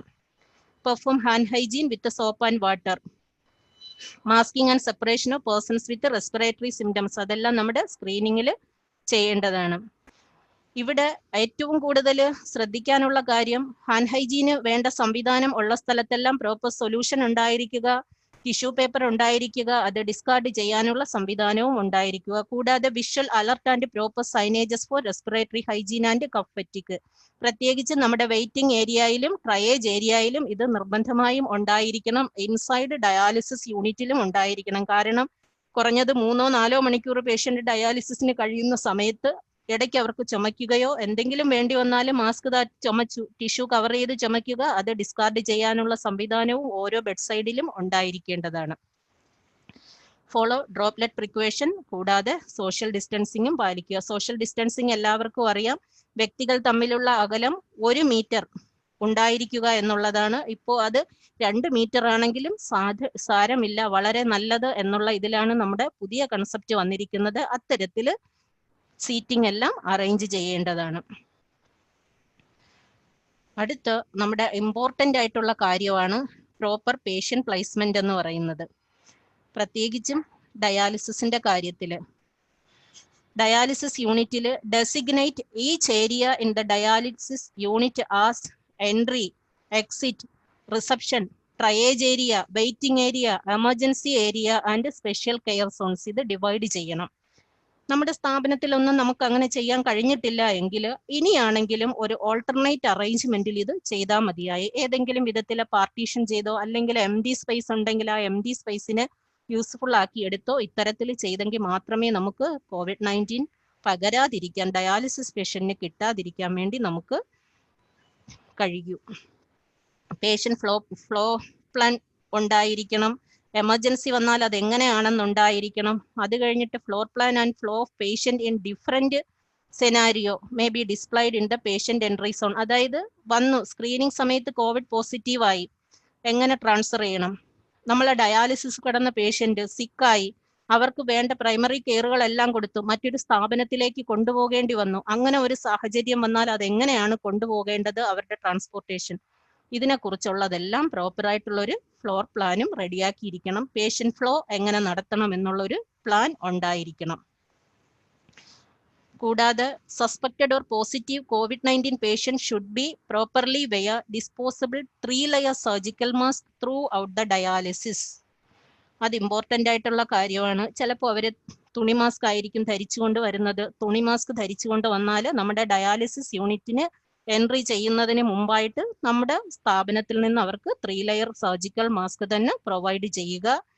അത് ഇൻ ബിറ്റ്വീൻ പേഷ്യന്റ് ചുമയ്ക്കുകയോ തുമ്മുകയോ ചെയ്ത് അവരുടെ മാസ്ക് സോയിൽഡ് ആയെന്ന് നമുക്ക് തോന്നിയാൽ ആ മാസ്ക് മാറ്റി പുതിയത് കൊടുക്കാനുള്ള പ്രൊവിഷനും നമ്മുടെ യൂണിറ്റിൽ ചെയ്തിരിക്കേണ്ടതാണ്.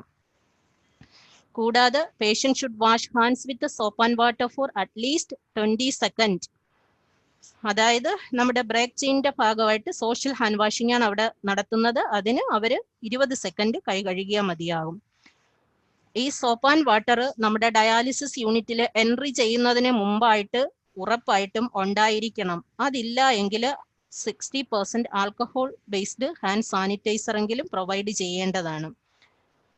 കൂടാതെ ഇത് ഓരോ ഡയാലിസിസ് മിഷ്യന്റെ ഡയാലിസിസ് ടേബിളിന്റെ അടുത്തും അല്ലെങ്കിൽ ഡയാലിസിസ് ചെയറിന് സമീപവും സാനിറ്റൈസർ കരുതേണ്ടതാണ് ഓരോ സമയത്തും. കാരണം ഇൻ ബിറ്റ്വീൻ അവർ ചുമച്ചു, റെസ്പിറേറ്ററി ഹൈജീന്റെ ഭാഗമായിട്ട് ഹാൻഡ് ക്ലീൻ ചെയ്യണം. മാസ്ക് റിമൂവ് ചെയ്തു, അല്ലെങ്കിൽ അവരൊരു കോണ്ടാക്ട് എന്തെങ്കിലും വന്നു, സാനിറ്റൈസ് ചെയ്യണമെങ്കിൽ അവർക്ക് ഓരോ ഡയാലിസിസ് ചെയറിന്റെ അടുത്തോ അല്ലെങ്കിൽ ബെഡിന്റെ അടുത്തോ സാനിറ്റൈസർ പ്രൊവൈഡ് ചെയ്തിരിക്കുക എന്നുള്ളത് നിർബന്ധമാണ്. അടുത്ത് ideally all patient with suspected or positive COVID-19 be dialyzed in isolation. നമ്മുടെ ഡയാലിസിസ് യൂണിറ്റുകളിലൊന്നും നമുക്ക് ചിലപ്പോൾ ഐസൊലേഷൻ യൂണിറ്റുകളില്ല, പക്ഷേ അവിടെ എല്ലാം ഓൾട്ടർനേറ്റ് ചെയ്യേണ്ടി വരും. ചില സ്ഥാപനങ്ങളിൽ നിന്ന് ഡെസിഗ്നേറ്റഡ് COVID-19 സെന്ററിലോട്ടാണ് ഡയാലിസിസിന് കൊണ്ടുപോകുന്നത്. പക്ഷേ 1-2 ഓൾട്ടർനേറ്റീവ് പേഷ്യന്റിന് ബുദ്ധിമുട്ടുണ്ടാകുന്ന വിധത്തിൽ CDCയുടെ റെക്കമെൻഡേഷൻ പ്രകാരം ചെയ്യാവുന്നതാണ്, ഐസൊലേഷൻ റൂം ഇല്ലെങ്കിൽ. If a separate room is not available, foot traffic around these patients must be minimized by using corner or end of row stations. ഒരേ റോയിലായിരിക്കും ഡയാലിസിസ് ബെഡ് സെറ്റ് ചെയ്തേക്കുന്നത്, 4, 5 അല്ലെങ്കിൽ 6, അത് ഇൻസ്റ്റിറ്റ്യൂഷന്റെ ഫെസിലിറ്റിയുടെ ഇതനുസരിച്ച്. അത്തരം സന്ദർഭങ്ങളിൽ എൻഡ് റോയിൽ, അതായത് ഒരിക്കലും വിൻഡോ ഡോറിന്റെ സമീപത്താകാൻ പാടില്ല. കാരണം ഡോറിന്റെ സമീപത്താണ് എപ്പോഴും ട്രാഫിക് കൂടുതൽ വരുന്നത്. ട്രാഫിക്കിൽ നിന്ന് ഒഴിഞ്ഞ് ഉള്ളിലേക്കായിട്ടായിരിക്കണം കൊടുക്കേണ്ടത്. നെക്സ്റ്റ് സ്യൂട്ടബിൾ മെത്തേഡ് എന്ന് പറയുന്നത് use of A separate shift, preferably of last of the day. അതായത് 2 ഷിഫ്റ്റ് ഉള്ള സ്ഥലത്താണെങ്കിൽ നമ്മൾ സ്ക്രീനിങ്ങിൽ പേഷ്യന്റിനെ വിളിച്ച് ചോദിക്കുകയാണ്, നിങ്ങൾക്ക് റെസ്പിറേറ്ററി സിംറ്റം ഉണ്ടോ എന്ന്. റെസ്പിറേറ്ററി സിംറ്റം ഉണ്ടെങ്കിൽ അവര് അന്നത്തെ ദിവസം സെക്കൻഡ് ഷിഫ്റ്റിൽ വരാനായിട്ട് നിർദ്ദേശിക്കുക. സെക്കൻഡ് ഷിഫ്റ്റ് കഴിഞ്ഞിട്ട് നമ്മുടെ ഡയാലിസിസ് യൂണിറ്റ് ക്ലീൻ ചെയ്ത് മോർണിംഗ് തൊട്ട് നെക്സ്റ്റ് പേഷ്യന്റിന്. ഇപ്പൊ നൈറ്റിലാണെങ്കിൽ അവിടെയും ഓൾട്ടർനേറ്റ് ആയിട്ട് 3rd ഷിഫ്റ്റിൽ. അത് സ്ഥാപനത്തിന്റെ പോളിസിയിൽ പറയണം. ഇതൊരു ഓൾട്ടർനേറ്റീവ് മെത്തേഡാണ്. ഇത് രണ്ടും പാലിക്കാൻ പറ്റിയില്ല എങ്കിലാണ് നമ്മൾ ഡെസിഗ്നേറ്റഡ് കോവിഡ് സെന്ററിലേക്ക് വിടുക. അത് ഓരോ ജില്ലയ്ക്കും വ്യത്യാസമായിരിക്കും. പല ജില്ലകളിലും ഡെസിഗ്നേറ്റഡ് കോവിഡ് സെന്ററിലാണ് ഡയാലിസിസ് ചെയ്യാനായിട്ട് നിർദ്ദേശം ഉണ്ടെങ്കിൽ നമുക്ക് അതനുസരിച്ച് ചെയ്യുക. അതിനാണ് സ്ഥാപനതല പോളിസി പ്രാക്ടീസ് ചെയ്യാനായിട്ട് പറഞ്ഞത്. ഇതൊരു ഓൾട്ടർനേറ്റീവ് മെത്തേഡാണ്. ഇനിയും നമുക്ക് ചെയ്യാൻ പറ്റാത്ത 1-2 കാര്യങ്ങളും കൂടി ഉണ്ട്. ഈ കോവിഡ് പോസിറ്റീവായിട്ട് അല്ലെങ്കിൽ സസ്പെക്റ്റഡ് ആയിട്ട് ഒന്നിലധികം പേഷ്യന്റ് വന്നു, ഡെസിഗ്നേറ്റഡ് സെന്ററിൽ ട്രാൻസ്പോർട്ട് ചെയ്യാൻ പറ്റിയില്ല എങ്കിൽ ലാസ്റ്റ് ഷിഫ്റ്റിൽ ഓരോ പേഷ്യന്റിനെയും പ്രോപ്പറായി കൊഹർട്ട് ചെയ്തുകൊണ്ട് ഡയാലിസിസ് ചെയ്യാം. അതായത് ഓരോ ഡയാലിസിസ് ബെഡും തമ്മിൽ അല്ലെങ്കിൽ ചെയറും തമ്മിലുള്ള അകലം നിർബന്ധമായിട്ടും 6 ഫീറ്റിൽ താഴെ വരാൻ പാടില്ല. കുറഞ്ഞത് 2 മീറ്ററെങ്കിലും അകലം പാലിച്ചുകൊണ്ട് എല്ലാ ഡയറക്ഷനിൽ നിന്നും 4 ഡയറക്ഷനിൽ നിന്നും വരണം 2 ബെഡുകൾ തമ്മിലുള്ള അകലം. അങ്ങനെ പേഷ്യന്റിനെ കിടത്തി ഡയാലിസിസ് ചെയ്യാം. അങ്ങനെ ചെയ്യുന്ന സന്ദർഭത്തിൽ ഇത്തരം പേഷ്യന്റിനെ കെയർ ചെയ്യാനായിട്ട് selected group of health care വർക്കേഴ്സിനെ തന്നെ പോസ്റ്റ് ചെയ്യണം. അതായത് മറ്റ് നോർമൽ ജനറൽ പൂളിലുള്ള പേഷ്യന്റിനെ ഡയാലിസിസ് ചെയ്യുന്ന സ്ഥലത്ത് നോക്കുന്ന ടെക്നീഷ്യനോ സ്റ്റാഫോ ആയിരിക്കാൻ പാടില്ല COVID-19 സസ്പെക്റ്റഡ് ആയിട്ടുള്ള നോക്കാനായിട്ട്. അതിനാണ് അഡ്മിനിസ്ട്രേറ്റീവ് കൺട്രോളിന്റെ ഭാഗത്ത് നമ്മൾ നേരത്തെ സ്റ്റാഫിന്റെ ബാക്കപ്പ് ലിസ്റ്റ് വേണമെന്ന് പറഞ്ഞത്. എങ്കിൽ മാത്രമേ നമുക്ക് ഈ COVID-19 ഡയാലിസിസ് പേഷ്യന്റിന് ഉണ്ടാകുന്നത് പ്രിവെന്റ് ചെയ്യാൻ കഴിയൂ. ഒരേ പേഷ്യന്റിനെ വരുമ്പോൾ ഇപ്പുറത്ത് കിടക്കുന്ന ഡയാലിസിസ് പേഷ്യന്റിനും നമ്മൾ ഇൻഫെക്ഷൻ കൊടുക്കാനുള്ള സാധ്യതയുണ്ട്. എല്ലാവർക്കും മനസ്സിലായി എന്ന് കരുതുന്നു. രണ്ടാമത് ശ്രദ്ധിക്കേണ്ട കാര്യം, നമ്മുടെ സ്ഥാപനങ്ങളിലെല്ലാം മിക്കവാറും ഡയാലിസിസ് സെന്ററുകളിലെല്ലാം നമ്മൾ 1-2 മെഷീൻ മിക്കവാറും ഹെപ്പറ്റൈറ്റിസ് ബി അല്ലെങ്കിൽ HCV അല്ലെങ്കിൽ HIV ഉള്ള പേഷ്യന്റിന് വേണ്ടി ഐസൊലേറ്റ് ചെയ്ത മെഷീൻ കാണാറുണ്ട്. അത് ഇല്ലാത്ത സ്ഥാപനങ്ങളും കാണും. മിക്കവാറും സ്ഥാപനത്തിൽ വേണമെന്നാണ് ഒരു ഡയാലിസിസ് യൂണിറ്റിന്റെ protocol. Hepatitis B isolation room. ഒരു കാരണവശാലും ഹെപ്പറ്റൈറ്റിസ് ബി ഐസൊലേഷൻ റൂമിനെ COVID-19 ഐസൊലേഷൻ റൂമായിട്ട് മാറ്റാൻ പാടില്ല. വ്യത്യാസം അറിയാം നമുക്കല്ലേ. ഹെപ്പറ്റൈറ്റിസ് ബി എന്ന് പറയുന്നത് ബ്ലഡ് ബോൺ ആണ്. ഒരിക്കലും COVID-19 ആയിട്ട് ഒരു സസ്പെക്റ്റഡ് വന്നത് അവർക്ക് ഹെപ്പറ്റൈറ്റിസ് ബി കാണണമെന്നില്ല. ആയതിനാൽ ആ മിഷ്യൻ അല്ലെങ്കിൽ ആ റൂം ഉപയോഗിക്കാൻ പാടില്ല. അത് ഉപയോഗിക്കണമെങ്കിൽ 2 ക്രൈറ്റീരിയ മീറ്റ് ചെയ്യണം. ഒന്നാമത്തത്, the patient is hepatitis B surface antigen positive. Covid suspect ചെയ്ത പേഷ്യന്റും ഹെപ്പറ്റൈറ്റിസ് ബി പോസിറ്റീവ് ആയിരിക്കണം. അല്ല എങ്കിൽ the facility has no patient on the census with the hepatitis B infection. നമുക്കറിയാം, നമുക്കിപ്പോ 100 പേഷ്യന്റ് ഡയാലിസിസിന് വരുന്നെങ്കിൽ അതിൽ ആർക്കൊക്കെ ഹെപ്പറ്റൈറ്റിസ് ബി, സി, HIV ഉണ്ടെന്ന് അറിയായിരിക്കും. ഇതൊന്നും ഇല്ല. നമ്മുടെ ഡയാലിസിസ് പേഷ്യന്റ് ലിസ്റ്റിലെ ഹെപ്പറ്റൈറ്റിസ് ബി പേഷ്യന്റ് ഇല്ല, HCV പേഷ്യന്റ് ഇല്ല, HIV പേഷ്യന്റ് ഇല്ല, മറ്റ് ബ്ലഡ് ബോൺ ഡിസീസ് പേഷ്യന്റ് ഒന്നുമില്ല, ഇൻഫെക്റ്റഡ് കേസ് ഇല്ല എങ്കിൽ മാത്രമേ ആ റൂം COVID-19 പേഷ്യന്റിന് യൂസ് ചെയ്യാൻ പാടുള്ളൂ. ഈ 2 ക്രൈറ്റീരിയ അവിടെ വളരെ ഇമ്പോർട്ടന്റ് ആയിട്ട് ശ്രദ്ധിക്കേണ്ടതാണ്. അടുത്തത്, കോവിഡ് സസ്പെക്റ്റഡ് പേഷ്യന്റിനെ കെയർ ചെയ്യുന്ന സ്റ്റാഫ് മറ്റ് പേഷ്യന്റിനെ നോക്കാൻ പാടില്ല. മിക്കവാറും അവരെ സെപ്പറേറ്റ് ഷിഫ്റ്റിൽ തന്നെ പോസ്റ്റ് ചെയ്യേണ്ടതാണ്. എക്യുപ്മെന്റ്സും അതുപോലെ ഡെഡിക്കേറ്റഡ് ആയിട്ട് ഉണ്ടായിരിക്കണം. മിക്കവാറും 6 ടേബിൾ ഉണ്ടെങ്കിൽ 6 ഡയാലിസിസ് അല്ലെങ്കിൽ 8ഓളം മിഷൻ ഉണ്ടെങ്കിൽ 2 റോ ആയിട്ട് ഡെഡിക്കേറ്റഡ് എക്യുപ്മെന്റ് കാണും. ഈ ഡെഡിക്കേറ്റഡ് എക്യുപ്മെന്റ് തന്നെ COVID-19 സസ്പെക്റ്റഡ് കേസിന് ഉപയോഗിച്ചത് മറ്റ് പേഷ്യന്റിന് ഉപയോഗിക്കാതിരിക്കാൻ പരമാവധി ശ്രദ്ധിക്കുക. അങ്ങനെ ഉപയോഗിക്കേണ്ടി വന്നാൽ പ്രോപ്പറായിട്ടുള്ള ക്ലീനിങ് ആൻഡ് ഡിസിൻഫെക്ഷൻ മെത്തേഡുകളെല്ലാം പാലിച്ചതിന് ശേഷം മാത്രമേ ഉപയോഗിക്കാൻ പാടുള്ളൂ. റൂമിന്റെ കാര്യത്തിൽ ഇത്രയും കാര്യങ്ങൾ ശ്രദ്ധിക്കേണ്ടതാണ്. നമുക്ക് ഏറ്റവും ഇമ്പോർട്ടന്റ് ആയിട്ടുള്ള കാര്യം ഒന്നുകൂടി പറയാം. Early assessment and triaging, screening and room setup. സ്ക്രീനിങ്ങിൽ പ്രോപ്പറായിട്ട് ഫോൺ ചെയ്തെങ്കിലും ഐഡന്റിഫൈ ചെയ്യുക. ട്രയേജിൽ റെസ്പിറേറ്ററി സിംറ്റംസിനെ അല്ലാതുള്ളവരെയും ഹെൽത്തി പേഷ്യന്റിനെ ഐഡന്റിഫൈ ചെയ്യുക. റൂമിൽ പ്രോപ്പർ ആയിട്ടുള്ള infection prevention and control plan സ്ഥാപന തലത്തിൽ ഉണ്ടാക്കി അതനുസരിച്ച് വേണം മുന്നോട്ട് പോകാനുള്ളത്. പേഴ്സണൽ പ്രൊട്ടക്റ്റീവ് എക്യുപ്മെന്റിന്റെ കാര്യം ഡീറ്റെയിൽ ആയിട്ട് പറയേണ്ട. നമ്മൾ എല്ലാവരും 1 വർഷം കൊണ്ട് PPE ധരിച്ചും റിമൂവ് ചെയ്തും എല്ലാം നല്ല പ്രാക്ടീസ് ആയിരിക്കുകയാണ്. കൂടുതൽ പറയേണ്ട കാര്യമല്ല. എന്നാലും 2 പോയിന്റ് പറഞ്ഞിട്ട് പോവാം. നമുക്ക് എല്ലാവർക്കും സംശയം ഉണ്ടായിരിക്കും, ഡയാലിസിസ് യൂണിറ്റിലുള്ളവരെ ഫുൾ PPEയിൽ വർക്ക് ചെയ്യണമെന്ന്. വേണ്ട, ഏതാണോ നമ്മൾ ചെയ്യാൻ പോകുന്ന വർക്ക് അതിനനുസരിച്ച് മതി. പക്ഷേ ഒരു COVID-19 സസ്പെക്റ്റഡ് കേസിന്റെ ഡയാലിസിസ് ആണെങ്കിൽ ആ സ്റ്റാഫ് പ്രോപ്പറായിട്ടുള്ള PPE ധരിക്കണം. PPE should be used based on the risk of exposure will vary according to the setting and the type of personnel and activity. The overuse, misuse of PPE will have a further impact on supply and shortage, as staff should be trained for proper use of PPE. ഇതെല്ലാവരും അടച്ചിരിക്കേണ്ടതാണ്. Components ഒന്നും പറയുന്നില്ല, എല്ലാവർക്കും അറിയാം. Gown, gloves, ബാക്കി കാര്യങ്ങളെല്ലാം അറിയാവുന്നതാണ്. Common ആയിട്ട് ഈ പ്രസന്റേഷൻ നിങ്ങൾക്ക് അയച്ചു തരും. നമുക്ക് ഇമ്പോർട്ടൻ്റ് ആയിട്ടുള്ള കുറച്ച് കാര്യങ്ങളും കൂടി താഴോട്ടുണ്ട്, അതുകൊണ്ടാണ്. അതിൽ ഇൻസ്ട്രക്ഷൻ എല്ലാവർക്കും അറിയാം. നമ്മുടെ ജോബ് ഏതെന്ന് നോക്കണം, സ്റ്റാഫിന്റെ വർക്ക് സൈറ്റ് ഏതാണെന്ന് നോക്കണം, നമ്മുടെ ഹസാർഡ് ഏതാണെന്ന് ഐഡന്റിഫൈ ചെയ്യണം, നമ്മുടെ PPEയുടെ ലിസ്റ്റ് എടുക്കണം. ഇത്തരം കാര്യങ്ങളെല്ലാം ശ്രദ്ധിക്കണം. ട്രെയിനിങ്ങും റീട്രെയിനിങ്ങും പ്രോപ്പറായിട്ട് നടക്കേണ്ടതാണ്. അതുപോലെ ഓരോ PPE ധരിക്കുന്നതിന് മുമ്പായിട്ട് മാനുഫാക്ചേഴ്സിന്റെ ഇൻസ്ട്രക്ഷൻ പ്രകാരവും അവരുടെ വാണിംഗ് പ്രകാരവുമാണ് ധരിക്കേണ്ടത്. ഡിസ്പോസിബിൾ PPEകൾ ഒന്നും ഒരിക്കലും റീയൂസ് ചെയ്യാൻ പാടില്ല. PPE ധരിച്ചു കഴിഞ്ഞാൽ അത് എങ്ങനെ റിമൂവ് ചെയ്യണം, എങ്ങനെ പ്രോപ്പറായിട്ട് ഡിസ്പോസ് ചെയ്യണം എന്നുള്ളതിനെ കുറിച്ചെല്ലാം നമ്മൾ അറിഞ്ഞിരിക്കണം. കൂടാതെ ഡോക്യുമെന്റേഷനും വളരെ ഇമ്പോർട്ടൻ്റ് ആണ്.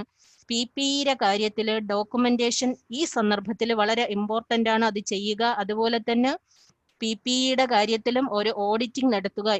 Proper use of personal protective equipment എന്നുള്ളതിനെ കുറിച്ച് ഒരു ഓഡിറ്റ് അവിടുത്തെ ഇൻഫെക്ഷൻ കൺട്രോൾ ടീം നടത്തേണ്ടതാണ്. ഡോഫിംഗ് ഏരിയ റിക്വയർമെന്റ് പറയുന്നില്ല, എല്ലാവർക്കും അറിയാം എന്തൊക്കെ സാധനങ്ങൾ വേണം എന്നുള്ളതിനെ കുറിച്ച്. ചില ഇൻസ്ട്രക്ഷൻ മാത്രം പറയാം. ജുവലറി എല്ലാം റിമൂവ് ചെയ്യേണ്ടതാണ്. നിർബന്ധമായിട്ട് ID കാർഡ് ഉൾപ്പെടെ റിമൂവ് ചെയ്യുക. PPE നമ്മൾ പേഷ്യന്റ് സൈഡിൽ പോകുന്നതിന് മുമ്പാണ് അഡ്ജസ്റ്റ് ചെയ്യേണ്ടത്. സാധാരണയായിട്ട് നമ്മൾ എല്ലാവരും ചെയ്യുന്നതാണ്, പേഷ്യന്റ് സൈഡിൽ ചെന്നിട്ട് മാസ്ക് ഒന്ന് വലിച്ചു വെക്കുക. ഇത്തരം കാര്യങ്ങളെല്ലാം അവോയ്ഡ് ചെയ്യുക. Minimal touch the patient care environment and places, അതായത് 5 moments ഓഫ് ഹാൻഡ് ഹൈജീനിൽ പറയുന്ന അൺനെസസറി ആയിട്ട് പേഷ്യന്റ് സറൗണ്ടിങ്ങിൽ ഒന്നും ടച്ച് ചെയ്യാൻ പാടില്ല. ഡോഫ് ചെയ്യുന്ന സമയത്ത് ഒരിക്കലും അത് ധൃതി പിടിച്ച് ഊരാൻ പാടില്ല. കാരണം നമ്മുടെ ടേൺ കഴിഞ്ഞു, നെക്സ്റ്റ് സ്റ്റാഫ് വന്ന് ഹാൻഡ് ഓവർ കഴിഞ്ഞു, നമുക്ക് പോകാനുള്ള ധൃതിക്ക് ഒരു കാരണവശാലും PPE ധൃതിപ്പെട്ട് റിമൂവ് ചെയ്യാൻ പാടില്ല. വളരെ കെയർഫുൾ ആയിട്ട്, പ്രത്യേകിച്ചും ഗ്ലൗസിന്റെ കാര്യത്തിൽ ലോക്ക് ചെയ്ത് തന്നെ ഊരുക. ഒരു കാരണവശാലും വലിച്ചു തെറപ്പിച്ചൂരരുത്. ഗ്ലൗസുകൾ ലോക്ക് ചെയ്ത് തന്നെ ഊരിയെടുക്കേണ്ടതാണ്. N95 റെസ്പിറേറ്റർ യൂസ് ചെയ്യുമ്പോൾ സ്ഥാപനതല പോളിസി പ്രകാരം റീയൂസ് ചെയ്യാൻ പറഞ്ഞിട്ടുണ്ടെങ്കിൽ അത് ഔട്ട്സൈഡിൽ വന്ന് റിമൂവ് ചെയ്യുക.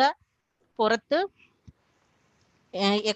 വെച്ചേക്കുന്ന എക്സ്ട്രാ മാസ്ക് ആണ് എന്നിട്ട് ധരിക്കാനുള്ളത്. നമ്മൾ എങ്ങനെയാണോ അവിടെ നിർദ്ദേശിച്ചിരിക്കുന്നത് അത് പ്രകാരം വീണ്ടും അത് പാലിക്കുക.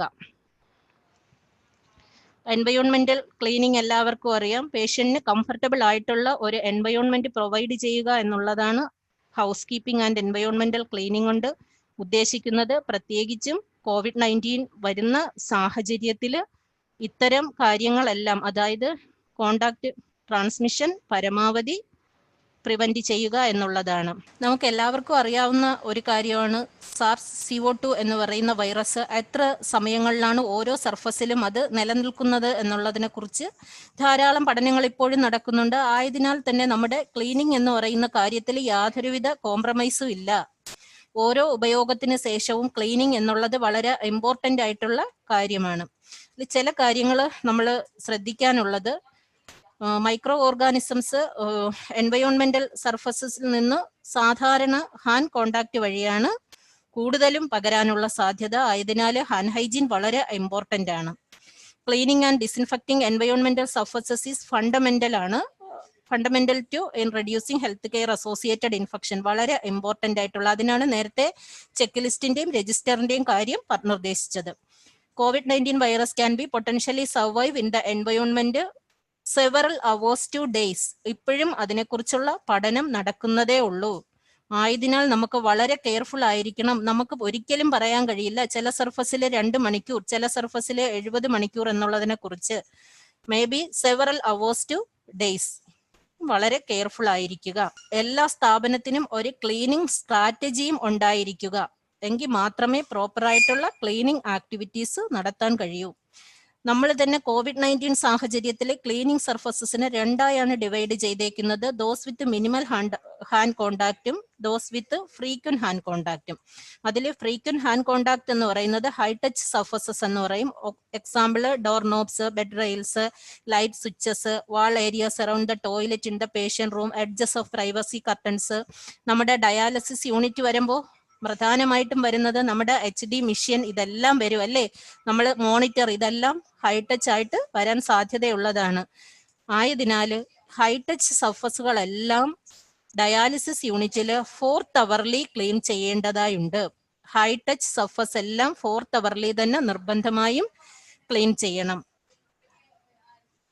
Inside dialysis unit, clean and disinfect and frequently touched surfaces or high touch surfaces 4th hourly and minimal hand contact surfaces at least thrice daily and after every shift.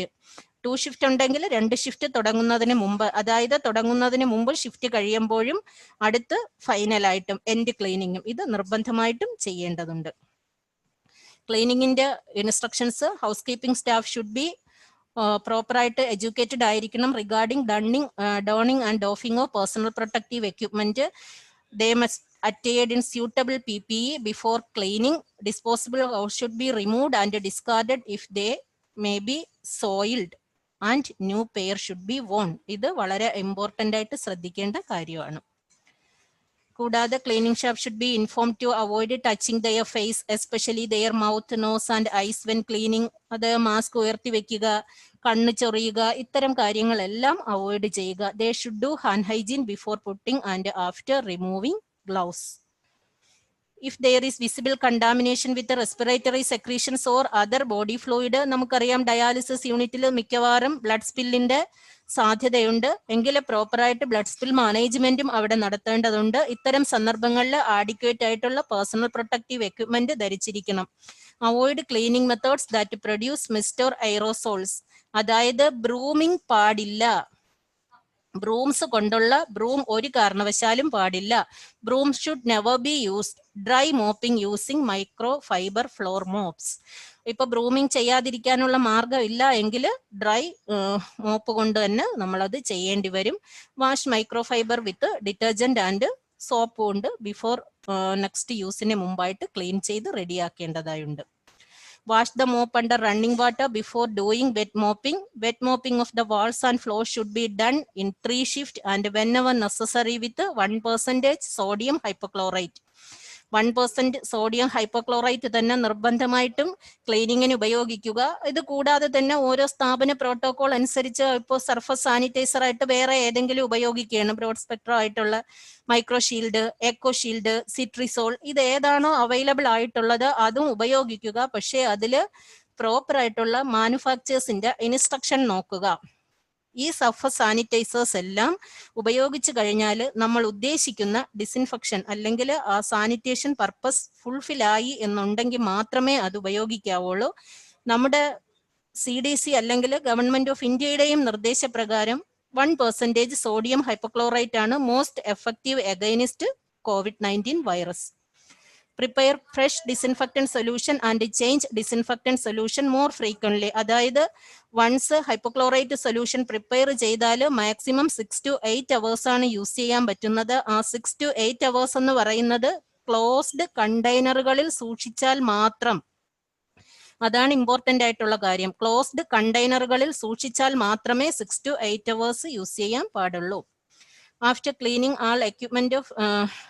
all equipment of cleaning including mop head should be washed with 1% hypochlorite solution. അതായത് 1% hypochlorite സൊല്യൂഷനിൽ 10 minute എങ്കിലും മുക്കി വെച്ചതിന് ശേഷം മാത്രമേ ആ മോപ്പും ഉണക്കി അടുത്ത് റീയൂസ് ചെയ്യാൻ പാടുള്ളൂ. ബ്ലഡ് സ്പിൽ മാനേജ്മെന്റ് എല്ലാവർക്കും അറിയാം. നമ്മുടെ നാഷണൽ ഗൈഡ് ലൈൻസ് പ്രകാരം ബ്ലഡ് സ്പിൽ ഉണ്ടായാൽ 1% hypochlorite solution 20 minute contact time കൊടുത്തതിന് ശേഷം മാത്രമേ ആ സ്പില്ല് റിമൂവ് ചെയ്ത് നോർമൽ ക്ലീനിങ്ങും കൂടി നടത്താൻ പാടുള്ളൂ. Waste segregation should be done according to the waste management rule. Empty the waste and sharp disposal boxes when the containers 3/4 full, അതും ശ്രദ്ധിക്കേണ്ട കാര്യമാണ്. Tamper proof and puncture proof കണ്ടെയ്നറുകളാണ് ഷാർപ്പിന്റെ ഡിസ്പോസലിനായിട്ട് ഉപയോഗിക്കുന്നത്. അത് കാരണം നമുക്ക് ആ കണ്ടെയ്നർ ഉൾപ്പെടെ തന്നെ നമ്മുടെ common biomedical waste management and treatment ഫെസിലിറ്റിക്ക് കൈമാറാൻ കഴിയും. Thorough cleaning and disinfection of surfaces according to the protocol is more beneficial than fumigation. നമുക്ക് എല്ലാവർക്കും ഒരു സംശയമാണ്, ഫ്യൂമിഗേഷൻ ആണോ വലുത്? ഒരിക്കലും അല്ല. ഫ്യൂമിഗേഷനെക്കാളും ഏറ്റവും ബെനിഫിഷ്യൽ ആയിട്ടുള്ളത് സർഫസ് സാനിറ്റേഷൻ ആണ്. സ്ഥാപനത്തിൽ ഫ്യൂമിഗേഷൻ ചെയ്യുന്നുണ്ട് എങ്കിൽ ചെയ്യണ്ട എന്ന് പറയുന്നില്ല. പക്ഷെ ഫ്യൂമിഗേഷൻ ചെയ്യുമ്പോൾ ആൾഡിഹൈഡ് ഗ്രൂപ്പ് ഉപയോഗിച്ച് ചെയ്യാതിരിക്കുക. ആൾഡിഹൈഡ് ഗ്രൂപ്പുകളെല്ലാം നമുക്ക് ഹസാർഡസ് ആണ്. ആയതിനാൽ മറ്റൊരു ഓപ്ഷൻ, അതായത് എക്കോ ഷീൽഡ് പോലെയുള്ളത് ഉപയോഗിച്ച് ഫ്യൂമിഗേറ്റ് ചെയ്യുക. ലോണ്ടറി മാനേജ്മെന്റ് എന്ന് പറയുന്നത് providing safe, adequate and timely supply of linen to user units of hospital at right time and right place. Correct സമയത്ത് എത്തിക്കുക എന്നുള്ളതാണ്. ഡയാലിസിസ് യൂണിറ്റിൽ ഇത് വളരെ കെയർഫുൾ ആയിരിക്കണം. നമുക്ക് റിക്വയർഡ് ആയിട്ടുള്ള ലിനൻ പ്രോപ്പറായിട്ട് നമ്മൾ മെഷർമെന്റ് എടുത്ത് തന്നെ അറിയിക്കുക. ഒരു ബെഡിന് കുറഞ്ഞത് 5 ലിനനെങ്കിലും ഉണ്ടെങ്കിലേ ഡെയിലിയും പ്രോപ്പറായിട്ടും ചേഞ്ച് ചെയ്യാൻ കഴിയൂ. അഡീഷണൽ ആയിട്ട് വേണമെങ്കിൽ നമ്മൾ സൂക്ഷിക്കേണ്ടതുണ്ട്. കാരണം ബ്ലഡ് സ്പിൽ എന്ന് പറയുന്നത് ഡയാലിസിസ് യൂണിറ്റിൽ ഉണ്ടാകാൻ സാധ്യതയുള്ള ഒരു കാര്യമാണ്. അപ്പം നമ്മൾ അഡീഷണൽ ലിനനും സ്റ്റോർ ചെയ്യേണ്ടതുണ്ട്.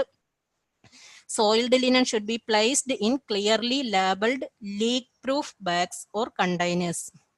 Reusable soiled linen should be soaked in a 1% hypochlorite solution for 20 minutes before washing. ഇവിടെ ഒരു കാര്യം ശ്രദ്ധിക്കാനുള്ളത്, ലോണ്ടറിയിൽ കൊടുത്തുവിട്ടല്ല, ലോണ്ടറിയിൽ പോകുന്നതിന് മുമ്പ് നമ്മുടെ യൂണിറ്റിൽ തന്നെ ഇത് 1% ഹൈപ്പോക്ലോറൈറ്റിൽ 20 മിനിറ്റ് ഇട്ട് പ്രൈമറി വാഷ് കഴിഞ്ഞിട്ടാണ് കൊടുത്തുവിടാനുള്ളത്.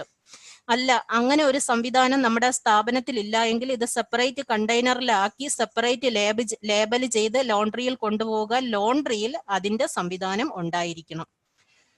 Ensure that all persons who handling the soiled linen must be using appropriate precautions and perform hand hygiene after removing PPE.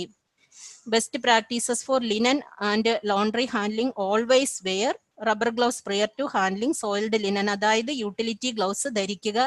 Utility gloves 2 ടൈപ്പിൽ അവൈലബിൾ ആണ്. 18 ഇഞ്ച് എന്ന് പറയുന്നത് അപ് ടു എൽബോയും 21 ഇഞ്ച് ബിലോ ഷോൾഡർ ലെവലും. ഇത് രണ്ടിൽ ഏതെങ്കിലും ധരിച്ച് മാത്രമേ ലിനനുമായി ബന്ധപ്പെട്ട കാര്യങ്ങൾ ചെയ്യാൻ പാടുള്ളൂ. സോയിൽഡ് ലിനൻ, അതായത് ബെഡിൽ നിന്നും ലിനൻ റിമൂവ് ചെയ്യുന്ന സമയത്ത് ഒരിക്കലും നമ്മുടെ ബോഡിയിലേക്ക് ഫേസ് ചെയ്യുന്ന വിധത്തിൽ റിമൂവ് ചെയ്യാൻ പാടില്ല. 4 സൈഡിൽ നിന്നും ഇന്നറിലേക്ക് ഫോൾഡ് ചെയ്തിട്ടാണ് ലിനൻ റിമൂവ് ചെയ്യേണ്ടത്. Carefully roll up soiled linen to prevent contamination of surfaces and cleaning staff. Do not shake it. If there is any soiled excrement on the linen such as feces, other secretions, അങ്ങനെ ഉണ്ടെങ്കിൽ അത് പ്രോപ്പറായിട്ട് കളഞ്ഞതിന് ശേഷം, അല്ലെങ്കിൽ toilet അല്ലെങ്കിൽ bed പാനിലിട്ട് കളഞ്ഞതിന് ശേഷം മാത്രം അതിന് ക്ലീൻ ചെയ്യുക, അല്ലെങ്കിൽ റീയൂസിന് വിടുക. ഡിസ്കാർഡ് ചെയ്യേണ്ടതാണെങ്കിൽ യെല്ലോ കണ്ടെയ്നറിലിട്ട് അത് ഡിസ്കാർഡ് ചെയ്യുക. അതിന്റെ കാര്യം എല്ലാവർക്കും അറിയാവുന്നതാണ്. പുതിയ പഠനങ്ങളിൽ നിന്നും പറയുന്നത് ഹ്യൂമൻ ഫീസിസിൽ നിന്നും കൊറോണ വൈറസ് പകരാനുള്ള സാധ്യതയുണ്ട്. ആയതിനാൽ അത് ഡിസ്കാർഡ് ചെയ്യുന്നത് യെല്ലോ കണ്ടെയ്നറിലിട്ട് ഡിസ്കാർഡ് ചെയ്യുക. റീപ്രോസസ് ചെയ്ത ലിനനും ഡെസിഗ്നേറ്റഡ് കണ്ടെയ്നറുകളിൽ മാത്രമേ സൂക്ഷിക്കാൻ പാടുള്ളൂ. നമ്മളിപ്പോൾ റീയൂസ് ചെയ്യുന്ന ലിനൻ ബാഗാണ് യൂസ് ചെയ്യുന്നതെങ്കിൽ ലിനൻ ബാഗും പ്രോപ്പറായിട്ട് ക്ലീൻ ചെയ്തതിന് ശേഷം മാത്രം റീയൂസ് ചെയ്യുക. ക്ലീൻ ചെയ്യുന്നതിന് 1% ഹൈപ്പോക്ലോറൈറ്റ് സൊല്യൂഷൻ ആണ് യൂസ് ചെയ്യുന്നത്. ഡിസിൻഫെക്ഷൻ ആൻഡ് സ്റ്റെറിലൈസേഷൻ എല്ലാവർക്കും അറിയാം. ഇവിടെ 1-2 കാര്യങ്ങൾ അഡീഷണൽ ആയിട്ട് ഡയാലിസിസ് യൂണിറ്റിൽ ചെയ്യേണ്ടതുണ്ട്. അത് പറയാം. ഡെഫിനിഷൻ എല്ലാവർക്കും അറിയാം. ഡിസിൻഫെക്ഷൻ എന്ന് പറയുന്നത് destruction or removal of all pathogenic organism capable of giving rise to infection. സ്റ്റെറിലൈസേഷനിൽ process by which surfaces medium is freed of all the microorganisms either in vegetative or spore state. Spaulding classification പ്രകാരമാണ് നമ്മൾ ഇത് എങ്ങനെയാണ് ചെയ്യേണ്ടത്, ക്ലീൻ ചെയ്യേണ്ടതെന്ന് നോക്കുന്നത്. 3 ലെവലായിട്ട്: non critical items, semi critical and critical items. അതിനെക്കുറിച്ച് വിശദമായിട്ട് നിങ്ങൾക്ക് അറിയാം, അത് ഡീറ്റെയിൽ ആയിട്ട് പറയുന്നില്ല. നമുക്ക് തന്നെ ഒരു സ്റ്റെറിലൈസേഷൻ പ്രോട്ടോകോൾ ഉണ്ടായിരിക്കണം. അതായത് transport of contaminated instrument, cleaning of instrument examination and care, അതെങ്ങനെ പാക്ക് ചെയ്യണം, സ്റ്റെറിലൈസേഷൻ മെത്തേഡ്. ഇതാണ് നമ്മുടെ പ്രോട്ടോകോൾ. ഇതിൽ ജനറൽ ഇൻസ്ട്രക്ഷനിൽ ഫ്രഷ്ലി പ്രിപ്പയർഡ് ആയിട്ടുള്ള 1% സോഡിയം ഹൈപ്പോക്ലോറൈറ്റ് ആണ് ഡിസിൻഫെക്റ്റന്റ് ആയിട്ട് നമ്മൾ യൂസ് ചെയ്യാനുള്ളത്. കൂടാതെ 70% ഈഥൈൽ അല്ലെങ്കിൽ ഐസോപ്രൊപ്പൈൽ ആൽക്കഹോളും COVID-19 എഫക്റ്റീവ് ആണ്. ആയതിനാൽ അതും നമുക്ക് യൂസ് ചെയ്യാൻ പറ്റും. HD സെറ്റ് എല്ലാവർക്കും അറിയാം. Haemodialysis set trays with instruments to be put in 1% hypochlorite solution. Let them soak for 20 minutes. അതായത് ഡീകണ്ടാമിനേഷൻ ടൈം 20 മിനിറ്റ് കൊടുക്കുക. Then send for sterilisation. അത് സ്ഥാപന പ്രോട്ടോകോൾ പ്രകാരം. HD machine surfaces to be cleaned with 1% hypochlorite followed by mopping with clean cloth അല്ലെങ്കിൽ wet cloth കൊണ്ട്. പക്ഷേ HD മെഷീന്റെ front screen to be cleaned by alcohol based sanitiser. HD മെഷീന്റെ ചില ഭാഗങ്ങളൊന്നും ഒരു കാരണവശാലും ഹൈപ്പോക്ലോറൈറ്റ് കൊണ്ട് ഉപയോഗിക്കാൻ പാടില്ല.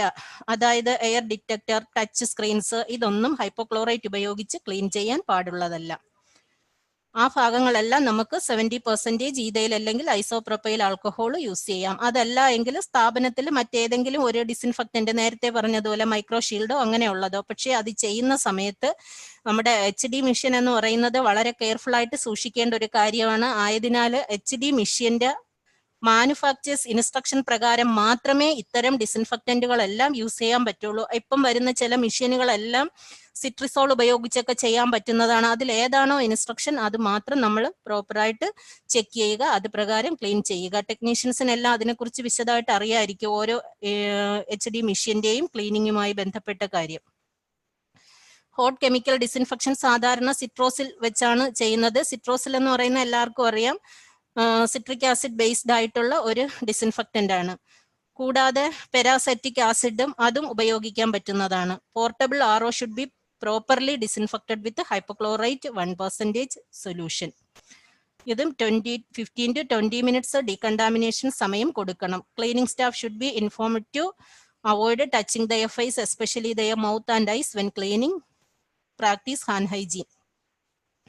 Safe injection and infusion practices വളരെ ഇമ്പോർട്ടന്റ് ആണ്. പ്രത്യേകിച്ചും ബ്ലഡ് ബോൺ ഡിസീസസിന്റെ പ്രിവെൻഷനിൽ അൺസേഫ് ആയിട്ടുള്ള ഇഞ്ചക്ഷൻ പ്രാക്ടീസസ് നമുക്ക് കൂടുതലുമായിട്ട് ഉണ്ടാകുന്നത് ലാക്ക് ഓഫ് അവയർനെസ് കൊണ്ടായിരിക്കാം, അല്ലെങ്കിൽ ഓവർ യൂസ് ഓഫ് ഇഞ്ചക്ഷൻസ് കൊണ്ടായിരിക്കാം, നീഡിൽ സ്റ്റിക്ക് ഇഞ്ചറി കൊണ്ടായിരിക്കാം, lack of clean work place ആയിരിക്കാം, reuse of syringes, unsafe sharp collection, ഇങ്ങനെയുള്ളതെല്ലാം കൊണ്ട് നമുക്ക് ഇത്തരം കാര്യങ്ങൾ ഉണ്ടാകാം. അത് പ്രിവെന്റ് ചെയ്യുക.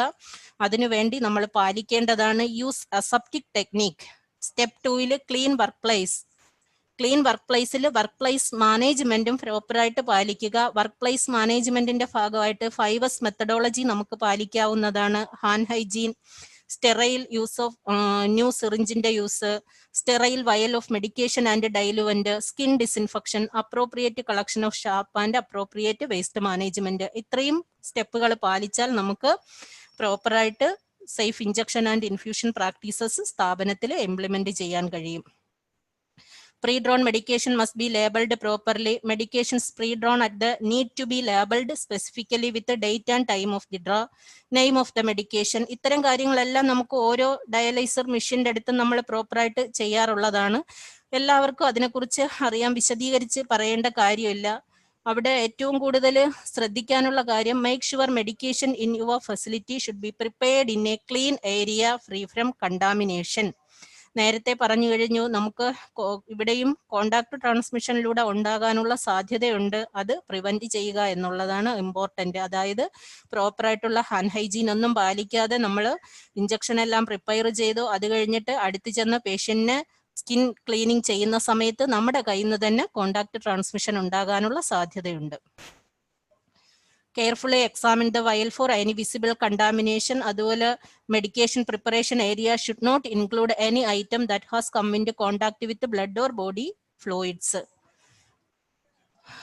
ഏറ്റവും ശ്രദ്ധിക്കാനുള്ള കാര്യം, remember when in doubt throw it out. അതായത് മറ്റൊരാള് പ്രിപ്പയർ ചെയ്ത മെഡിസിൻസ്, പ്രത്യേകിച്ച് മൾട്ടി ഡോസ് വയലുകളാകട്ടെ സിംഗിൾ ഡോസ് വയലുകളാകട്ടെ, വേറൊരാള് പ്രിപ്പയർ ചെയ്തത് നമുക്ക് ഡൗട്ട് ഉണ്ടെങ്കിൽ ഒരു കാരണവശാലും അത് ഉപയോഗിക്കാൻ പാടില്ല. ഇത്തരം സന്ദർഭങ്ങളിൽ ഉപയോഗിക്കുമ്പോഴാണ് നമുക്ക് കൂടുതൽ അഡ്വേഴ്സ് ഡ്രഗ് ഇഫക്റ്റ് ഒക്കെ ഉണ്ടാകാനുള്ള സാധ്യതയുള്ളത്. അത് ഉപയോഗിക്കാൻ പാടില്ല. നമ്മൾ അങ്ങനെ എടുത്തു കളഞ്ഞാൽ അതൊരു നിയർ മിസ് ഈവന്റ് ആയിട്ട് കൺസിഡർ ചെയ്യുക. Medication vials are always entered into proper ആയിട്ടുള്ള ഷാർപ്പ് കണ്ടെയ്നർ ഉപയോഗിച്ച് തന്നെ ഇത് ചെയ്യുക. Single use medication vials use ചെയ്യുന്നതാണ് നമുക്ക് എപ്പോഴും നല്ലത്. അത് പ്രോപ്പറായിട്ട് ഡിസ്കാർഡ് ചെയ്യാനും കഴിയും. Manufactured pre-filled syringes that may have enough medication for more than one patient must still only be used for one patient. നമുക്കറിയാം ഹെക്സൈൻ ഒക്കെ വരുന്നത് അങ്ങനെ ഉള്ളതായിരിക്കും. അത് തന്നെ അടുത്ത പേഷ്യന്റിന് ഉപയോഗിക്കരുത്, ആ സിംഗിൾ പേഷ്യന്റിനെ ഉപയോഗിക്കാൻ പാടുള്ളൂ. Bags of IV solution are used for only one patient and discard at the end of the procedure. Medication administration tubing and connectors are only used for one patient. ഇവിടെ ഡയാലിസിസിന്റെ കാര്യത്തിൽ ട്യൂബിങ്സ് എല്ലാം നമ്മൾ ഓരോ പേഷ്യന്റിനും ഓരോന്നാണ് ഉപയോഗിക്കുന്നത്. അത് പ്രോപ്പറായിട്ട് സ്റ്റെറിലൈസ് ചെയ്ത് എല്ലാ സ്ഥലത്തും അറിയാം, ഓരോ പേഷ്യന്റിനും ഓരോ ക്യാബിൻ അല്ലെങ്കിൽ ഓരോ ഏരിയ ഡെസിഗ്നേറ്റ് ചെയ്ത് വെച്ചിട്ടുണ്ടായിരിക്കും. നമ്മൾ അവിടെ ആയിരിക്കും സൂക്ഷിക്കുന്നത്. പേഷ്യന്റ് നെയിം, ഡെസിഗ്നേഷൻ, എല്ലാ ഡീറ്റെയിലും ഉൾപ്പെടെ അതങ്ങനെ തന്നെ തുടർന്ന് പാലിക്കുക. യാതൊരുവിധ മിസ്മാച്ചിങ് അല്ലെങ്കിൽ തമ്മിൽ കൂടിക്കലരാനൊന്നും ഒരു കാരണവശാലും ഇടവരരുത്. നമ്മുടെ ധൃതി സമയത്ത് കെയർഫുൾ ആയിരിക്കുക. കാരണം ഡയാലിസിസ് യൂണിറ്റിൽ നിന്ന് നമുക്ക് ബ്ലഡ് ബോൺ ഡിസീസിന്റെ ട്രാൻസ്മിഷനും ഉണ്ടാകാനുള്ള സാധ്യതയുണ്ട്. Point of care devices, example blood glucose monitoring devices, other machines need to be cleaned with an EPA registered disinfectant. They should used to be cleaned with an alcohol soap. സാധാരണ 70% ഇതേൽ alcohol അല്ലെങ്കിൽ isopropyl alcohol ഉപയോഗിച്ച് clean ചെയ്താൽ മതിയായിരിക്കും. Glucometer ഒക്കെയാണ് ഇവിടെ ഉദ്ദേശിക്കുന്നത്.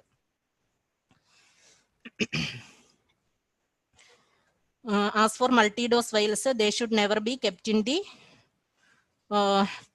നമ്മൾ മൾട്ടിഡോസ് ഫയലുകളൊന്നും പ്രോപ്പറായിട്ട് ലേബൽ ചെയ്യാതെ വെക്കരുത്. സിംഗിൾ നീഡിൽ കൊണ്ട് മൾട്ടിഡോസ് ഫയലിന് മൾട്ടിപ്പിൾ പേഷ്യന്റിന് വിഡ്രോ ചെയ്യാനും പാടില്ല medicines. Make injection safety a part of your infection control program. കൂടാതെ നീഡിൽ സ്റ്റിക്ക് ഇഞ്ചുറിയും പാലിക്കേണ്ടതാണ്. പോസ്റ്റ് എക്സ്പോഷർ പ്രൊഫൈലാക്സിസിനെ കുറിച്ചും എല്ലാവരും അറിഞ്ഞിരിക്കണം. അടുത്ത് ഹോസ്പിറ്റൽ വേസ്റ്റുമായി ബന്ധപ്പെട്ട കാര്യമാണ്.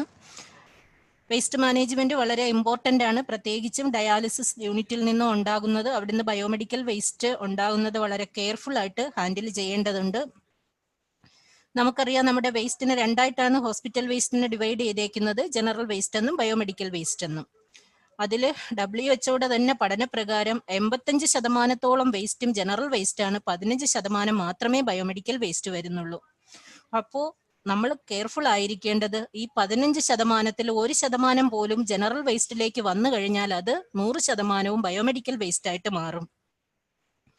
അത് കൂടുതൽ ബർഡൻ ആകുന്നു, പ്രത്യേകിച്ചും നമ്മുടെ common biomedical waste management and treatment ഫെസിലിറ്റിക്ക്. അതിനാൽ ഓരോ സ്ഥാപനവും വേസ്റ്റ് ഡിസ്പോസലിൽ വളരെ കെയർഫുൾ ആയിരിക്കണം.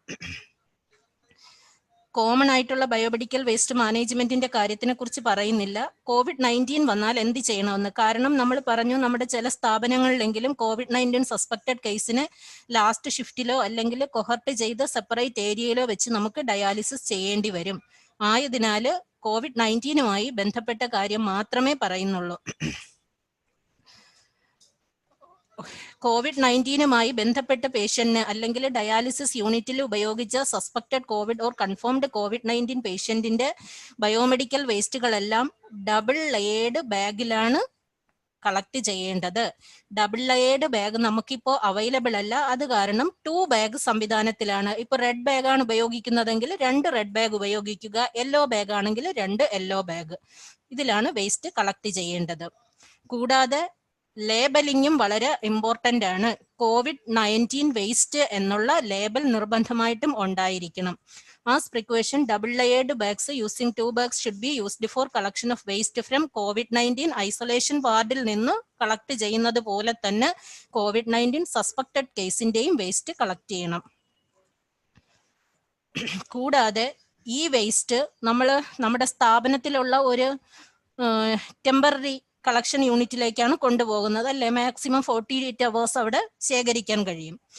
അവിടെ കൊണ്ടുപോകുമ്പോഴും സെപ്പറേറ്റ് കളക്ഷൻ ബിൻ, ഇപ്പൊ എല്ലാ സ്ഥാപനത്തിലും ഇതുള്ളത് കാരണം എല്ലാവർക്കും അറിയാം COVID-19 എന്ന് സെപ്പറേറ്റ് ലേബൽ ചെയ്ത് സെപ്പറേറ്റ് കളക്ഷൻ ബിന്നും ജനറൽ പൂളിലെ ബയോമെഡിക്കൽ വേസ്റ്റിനും സെപ്പറേറ്റ് ബിന്നുണ്ട്. അപ്പോൾ COVID-19 എന്ന് ലേബൽ ചെയ്ത് തന്നെ അത് സ്റ്റോർ ചെയ്യേണ്ടതുണ്ട്. അതിനുശേഷമാണ് അവർക്കത് ട്രാൻസ്ഫർ ചെയ്യേണ്ടത്. ലേബലിംഗിൽ നിർബന്ധമായിട്ടും ഉണ്ടായിരിക്കേണ്ടത് സ്ഥാപനത്തിന്റെ പേര്, ഡേറ്റ്, ടൈം, ഏത് ഇൻസ്റ്റിറ്റ്യൂഷനിൽ നിന്നാണ് വേസ്റ്റ് ജനറേറ്റ് ചെയ്തതെന്ന്. ഒരു എക്സാമ്പിൾ ലേബൽ ഇവിടെ കാണിച്ചിട്ടുണ്ട്. ഇതിൽ ഇത്രയും എഴുതാൻ പറ്റിയില്ല എങ്കിൽ നമുക്ക് ചെയ്യാൻ പറ്റുന്നത് സ്ഥാപനത്തിന്റെ പേര്, ഡേറ്റ്, സമയം, യൂണിറ്റിന്റെ പേര്, കൂടാതെ ആ വേസ്റ്റ് എത്ര തൂക്കമുണ്ടായിരുന്നു. ബയോമെഡിക്കൽ വേസ്റ്റ് മാനേജ്മെന്റ് റൂളിന്റെ ന്യൂ അമെൻഡ്മെന്റ് പ്രകാരം ഓരോ സ്ഥാപനവും നമ്മുടെ വേസ്റ്റ് അപ്ലോഡ് ചെയ്യുന്നതിന് സ്ഥാപനത്തിന് തന്നെ ഒരു വെബ്സൈറ്റ് ഉണ്ടായിരിക്കുകയും ഡെയിലി ജനറേറ്റ് ചെയ്യുന്ന ബയോമെഡിക്കൽ വേസ്റ്റ് അതിലേക്ക് അപ്ലോഡ് ചെയ്യുകയും വേണം. ആയതിനാൽ ഓരോ ദിവസവും ജനറേറ്റ് ചെയ്യുന്ന വേസ്റ്റ് കൃത്യമായി തൂക്കി രേഖപ്പെടുത്തേണ്ടതുണ്ട്. COVID-19 ബന്ധപ്പെട്ട് ഡയാലിസിസ് യൂണിറ്റിൽ നിന്നുണ്ടാകുന്ന വേസ്റ്റ് തൂക്കിയായിരിക്കണം ടെമ്പററി സ്റ്റോറേജ് ഏരിയയിലേക്ക് വിടേണ്ടത്. അതിന്റെ തൂക്കം രേഖപ്പെടുത്തുന്ന രജിസ്റ്റർ നമ്മുടെ ഡയാലിസിസ് യൂണിറ്റിലും ഉണ്ടായിരിക്കേണ്ടതാണ്. മന്ത്ലി കൺസോളിഡേറ്റ് ചെയ്ത് എത്ര വെയിറ്റ് ഉണ്ടായെന്നും അതിൽ രേഖപ്പെടുത്തണം. Maintain separate record of waste generated from COVID-19 suspected or confirmed case.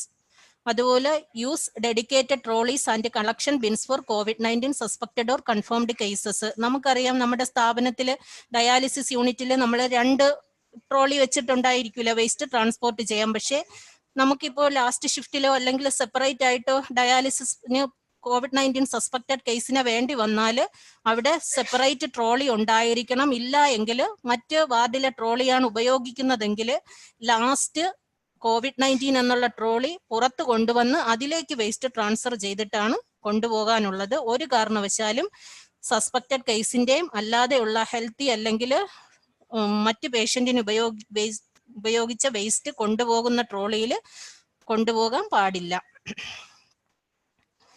Follow routine guideline for biomedical waste generated from general pool dialysis patient. അത് മുമ്പുള്ളതുപോലെ 4 കളർ കോഡാണ് നമുക്ക് ഉപയോഗിക്കുന്നത്, അറിയാലോ. അനാട്ടമിക്കൽ വേസ്റ്റുകളെല്ലാം മഞ്ഞയിലേക്ക്, പ്ലാസ്റ്റിക്കും അതുമായി ബന്ധപ്പെട്ടതെല്ലാം റെഡിലേക്ക്, ആംബ്യൂൾസ് വയൽസ് മുതലായവയെല്ലാം നീലയിലേക്ക്, ഷാർപ്പ് നീഡിൽസ് എല്ലാം വെള്ള. ഇതാണ് നമ്മുടെ കളർ കോഡ് സംവിധാനം. ഇത് കൂടാതെ വേറൊരു കളറും കൂടി ഉണ്ട്, അത് യെല്ലോ ആണ്. സൈറ്റോടാക്സിക് ലേബൽ എന്ന് എഴുതിയ അല്ലെ എക്സ്പയർഡ് ഡ്രഗ്സും മറ്റ് സൈറ്റോടോക്സിക് ഡ്രഗ്സും ഡിസ്കാർഡ് ചെയ്യുന്നതിന്. യെല്ലോ ആണ് കളർ കോഡ് പറയുന്നതെങ്കിലും അതിന്റെ കവർ ഒരു ഡിഫറെന്റ് ആണ്. സി എന്നുള്ള എംബ്ലം ഉണ്ടായിരിക്കും, അതൊരു ലൈറ്റ് ഓറഞ്ച് ഷെയ്ഡഡ് കളറാണ്. ഇതും നമുക്ക് അവൈലബിൾ ആയിരിക്കേണ്ടതാണ്. കാരണം ഡിസ്കാർഡഡ് മെഡിസിൻസ് സാധാരണ നമുക്ക് ഡയാലിസിസ് യൂണിറ്റിൽ ഉണ്ടാകാറുണ്ട്. അതിന്റെയും തൂക്കം കൃത്യമായി രേഖപ്പെടുത്തേണ്ടതാണ്. വേസ്റ്റ് കൊണ്ടുപോകുന്നതിന് ഡെസിഗ്നേറ്റഡ് സ്റ്റാഫ് തന്നെ ആയിരിക്കണം. COVID-19 സാഹചര്യത്തിൽ സ്ഥാപനത്തിൽ തന്നെ വേസ്റ്റ് കളക്ഷൻ ആയിട്ട് നമുക്ക് ഓരോ സ്റ്റാഫിനെയും ഡെസിഗ്നേറ്റ് ചെയ്യാവുന്നതാണ്. അത് ഡേ അനുസരിച്ചാണെങ്കിലും മതിയാകും. ഇപ്പോൾ തിങ്കളാഴ്ച ദിവസം ക്ലീനിങ്ങിലുള്ള ഇന്ന സ്റ്റാഫാണ് വേസ്റ്റ്, അന്ന് അവരുടെ ഉത്തരവാദിത്വം വേസ്റ്റ് കളക്ഷൻ ആക്കി വെക്കുക. ഇങ്ങനെ സ്ഥാപനത്തിൽ തന്നെ ഒരു പോളിസി ഉണ്ടാക്കി നമുക്കിത് ഏകദേശമെങ്കിലും കുറെയെങ്കിലും ഈ COVID-19 സ്പ്രെഡ് മിനിമൈസ് ചെയ്യാൻ കഴിയും. സ്റ്റാൻഡേർഡ് പ്രിക്വേഷനിൽ അഡീഷണൽ പോയിന്റ്സ് മാത്രമാണ് പറഞ്ഞത്. ഇനിയും സ്റ്റാൻഡേർഡ് പ്രിക്വേഷൻ പോലെ COVID-19 സാഹചര്യത്തിൽ നമ്മൾ കെയർഫുൾ ആയിട്ട് പാലിക്കേണ്ട ഒരു അഡീഷണൽ പ്രിക്വേഷനാണ് transmission based precaution. Transmission based precaution എന്ന് പറയുന്നത് എല്ലാവർക്കും അറിയാവുന്നതാണ്. When standard infection control procedures are alone insufficient, അത്തരം ഒരു സന്ദർഭത്തിലാണ് നമ്മൾ അഡീഷണൽ പ്രിക്വേഷൻ ആയിട്ട് ട്രാൻസ്മിഷൻ ബേസ്ഡ് പ്രിക്വേഷൻസും കൂടി ഉപയോഗിക്കുന്നത്. പ്രത്യേകിച്ചും കൊറോണ വൈറസിന്റെ കാര്യത്തിൽ നമുക്കറിയാം ഡ്രോപ്ലെറ്റ്, കോണ്ടാക്ട് ആൻഡ് എയർബോൺ. അതിൽ ഡ്രോപ്ലെറ്റും കോണ്ടാക്റ്റും ആണ് നമ്മൾ വളരെ കെയർഫുൾ ആയിട്ട് ശ്രദ്ധിക്കേണ്ടത്. കോണ്ടാക്ട് 2 വിധത്തിൽ വരാം, ഡയറക്റ്റ് കോണ്ടാക്റ്റും ഇൻഡയറക്റ്റ് കോണ്ടാക്റ്റും. Direct contact occurs when micro organisms are transferred from one infected person to another. Direct ആയിട്ട്. ഇൻഡയറക്റ്റിലാണെങ്കിൽ involves the transfer of infectious agent through a contaminated or intermediate object or person. അതുകൊണ്ടാണ് നമ്മുടെ സ്ഥാപനങ്ങളിലെല്ലാം high touch surfaces 4th അവർലിയും surfaces with minimal hand contact every shift and whenever necessary clean ചെയ്യണമെന്ന് പറയുന്നത്. Droplet transmission അറിയാം. Infection transmission over short distances via droplets from the respiratory tract of one individual directly onto a mucosal surface or conjunctiva of another individual. Droplet penetrate the respiratory system to above the alveolar level. ഇതിന് droplet infection prevent ചെയ്യുന്നതിനാണ് നമ്മൾ social distancing, അതായത് 1 metre അകലം പാലിക്കണം എന്ന് പറയുന്നത്. സാധാരണ ഡ്രോപ്ലെറ്റുകളെല്ലാം കട്ടി കൂടിയതായതിനാൽ 1 മീറ്ററിൽ കൂടുതൽ സഞ്ചരിക്കാറില്ല. 1 മീറ്ററിൽ സഞ്ചരിക്കുന്നതിനകം തന്നെ അത് താഴെ വീഴാനുള്ള സാധ്യതയുണ്ട്. അതിനാൽ സേഫ് ഡിസ്റ്റൻസിങ്ങിലൂടെ നമുക്ക് ഡ്രോപ്ലെറ്റ് ഇൻഫെക്ഷൻ പ്രിവെന്റ് ചെയ്യാൻ കഴിയും. സ്റ്റാഫ് തമ്മിലും ഇത് പാലിക്കേണ്ടതാണ്. നമുക്കറിയാം, ഒരു ഷിഫ്റ്റിൽ നമ്മുടെ ഡയാലിസിസ് യൂണിറ്റിൽ ഡയാലിസിസ് ടെക്നീഷ്യൻ കാണും, സ്റ്റാഫ് നഴ്സസ് കാണും, നഴ്സിംഗ് ഇൻചാർജ് കാണും, ക്ലീനിങ് സ്റ്റാഫ് കാണും, മറ്റേതെങ്കിലും വിധത്തിൽ അസിസ്റ്റന്റ് കാണും. കുറഞ്ഞത് 5ഓളം സ്റ്റാഫ് കാണും. കൂടുതൽ പേഷ്യന്റ് ഡയാലിസിസ് ഉണ്ടെങ്കിൽ നഴ്സസ് അല്ലെങ്കിൽ ടെക്നീഷ്യൻ തന്നെ കൂടുതൽ കഴിയും. മെഷീൻ ഓണായി പേഷ്യന്റ് ഡയാലിസിസിലായി കഴിഞ്ഞാൽ ഒരു കാരണവശാലും നമ്മൾ ഒരിക്കലും കൂട്ടം കൂടിയിരുന്ന് സംസാരിക്കാൻ പാടില്ല. കാരണം മുമ്പ് നമ്മൾ ചെയ്തുകൊണ്ടിരുന്നു. പക്ഷേ ഇത്തരം സാഹചര്യത്തിൽ നമുക്കറിയില്ല. സ്ക്രീനിങ് ക്വസ്റ്റ്യനെയർ ചോദിച്ചു സ്റ്റാഫിനെ സ്ക്രീൻ ചെയ്താണ് ഓരോ ഷിഫ്റ്റിലും നമ്മൾ എൻട്രി ചെയ്യിപ്പിച്ചതെങ്കിലും എല്ലാവരും അസുഖം ഉണ്ടാകാൻ സാധ്യതയുള്ളവരാണ്. ആയതിനാൽ നമുക്കും ഇൻഫെക്ഷൻ ഉണ്ടാകാനുള്ള സാധ്യതയുണ്ട്. അതുകൊണ്ട് ഒരു കാരണവശാലും സോഷ്യൽ ഡിസ്റ്റൻസിങ് ഇല്ലാതെ നമ്മൾ സംസാരിക്കാൻ പാടില്ല. അവിടെ യാതൊരുവിധ മടിയും വിചാരിക്കേണ്ട കാര്യമില്ല. എയർബോൺ ട്രാൻസ്മിഷൻ, ഇൻഫെക്ഷൻ ട്രാൻസ്മിഷൻ ഉണ്ടാകുന്നത് എയറോസോൾ ജനറേറ്റിംഗ് പ്രൊസീജിയേഴ്സ് ചെയ്യുമ്പോൾ മാത്രമേ എയർബോൺ ഇൻഫെക്ഷൻ ഉണ്ടാകാനുള്ള സാധ്യതയുള്ളൂ.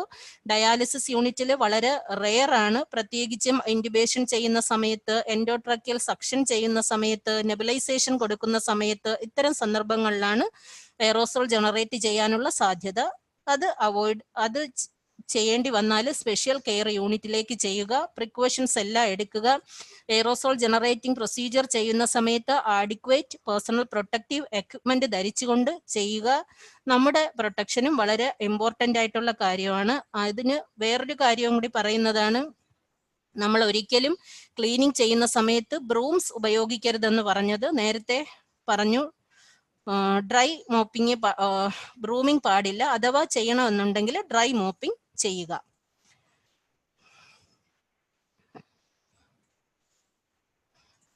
COVID-19 കാര്യത്തിൽ സിംഗിൾ റൂമിൽ കിടത്തുന്ന കാര്യം പറഞ്ഞു. നമ്മുടെ ട്രയേജിങ്ങിൽ പ്രോപ്പർ പേഷ്യന്റ് പ്ലേസ്മെന്റിൽ സിംഗിൾ റൂം ഇല്ലെങ്കിൽ 3 ഓൾട്ടർനേറ്റീവ് ഉണ്ട്. പേഷ്യന്റിനെ കൊഹർട്ട് ചെയ്ത് ചെയ്യുക, അല്ല എങ്കിൽ ലാസ്റ്റ് ഷിഫ്റ്റ് ചെയ്യുക. അതും പറ്റിയില്ല എങ്കിൽ ഡെസിഗ്നേറ്റഡ് കോവിഡ് കെയർ സെന്ററിലേക്ക് മാറ്റുക. അത് നമ്മുടെ ഇൻസ്റ്റിറ്റ്യൂഷണൽ പോളിസിയാണ്. കൂടാതെ staff who have had confirmed COVID-19 and recovered should continue to follow the infection control precautions including personal protective equipment. എല്ലാവരും ഇത് പ്രോപ്പറായിട്ട് പാലിക്കുക. പേഷ്യന്റ് കെയർ പോലെ ഇമ്പോർട്ടൻ്റ് ആയിട്ടുള്ള കാര്യമാണ് സ്റ്റാഫിന്റെ ഹെൽത്തും എന്ന് പറയുന്നത്. രണ്ടിനും ഒരുപോലെ ഇമ്പോർട്ടൻ്റ് കൊടുക്കുക. ഒരു ഡയാലിസിസ് യൂണിറ്റിൽ നിന്നും ഒരു കോവിഡ് പോസിറ്റീവിന്റെ ഔട്ട്ബ്രേക്ക് ഉണ്ടാകാൻ പാടില്ല. അത് സ്റ്റാഫിനാകട്ടെ പേഷ്യന്റിനാകട്ടെ.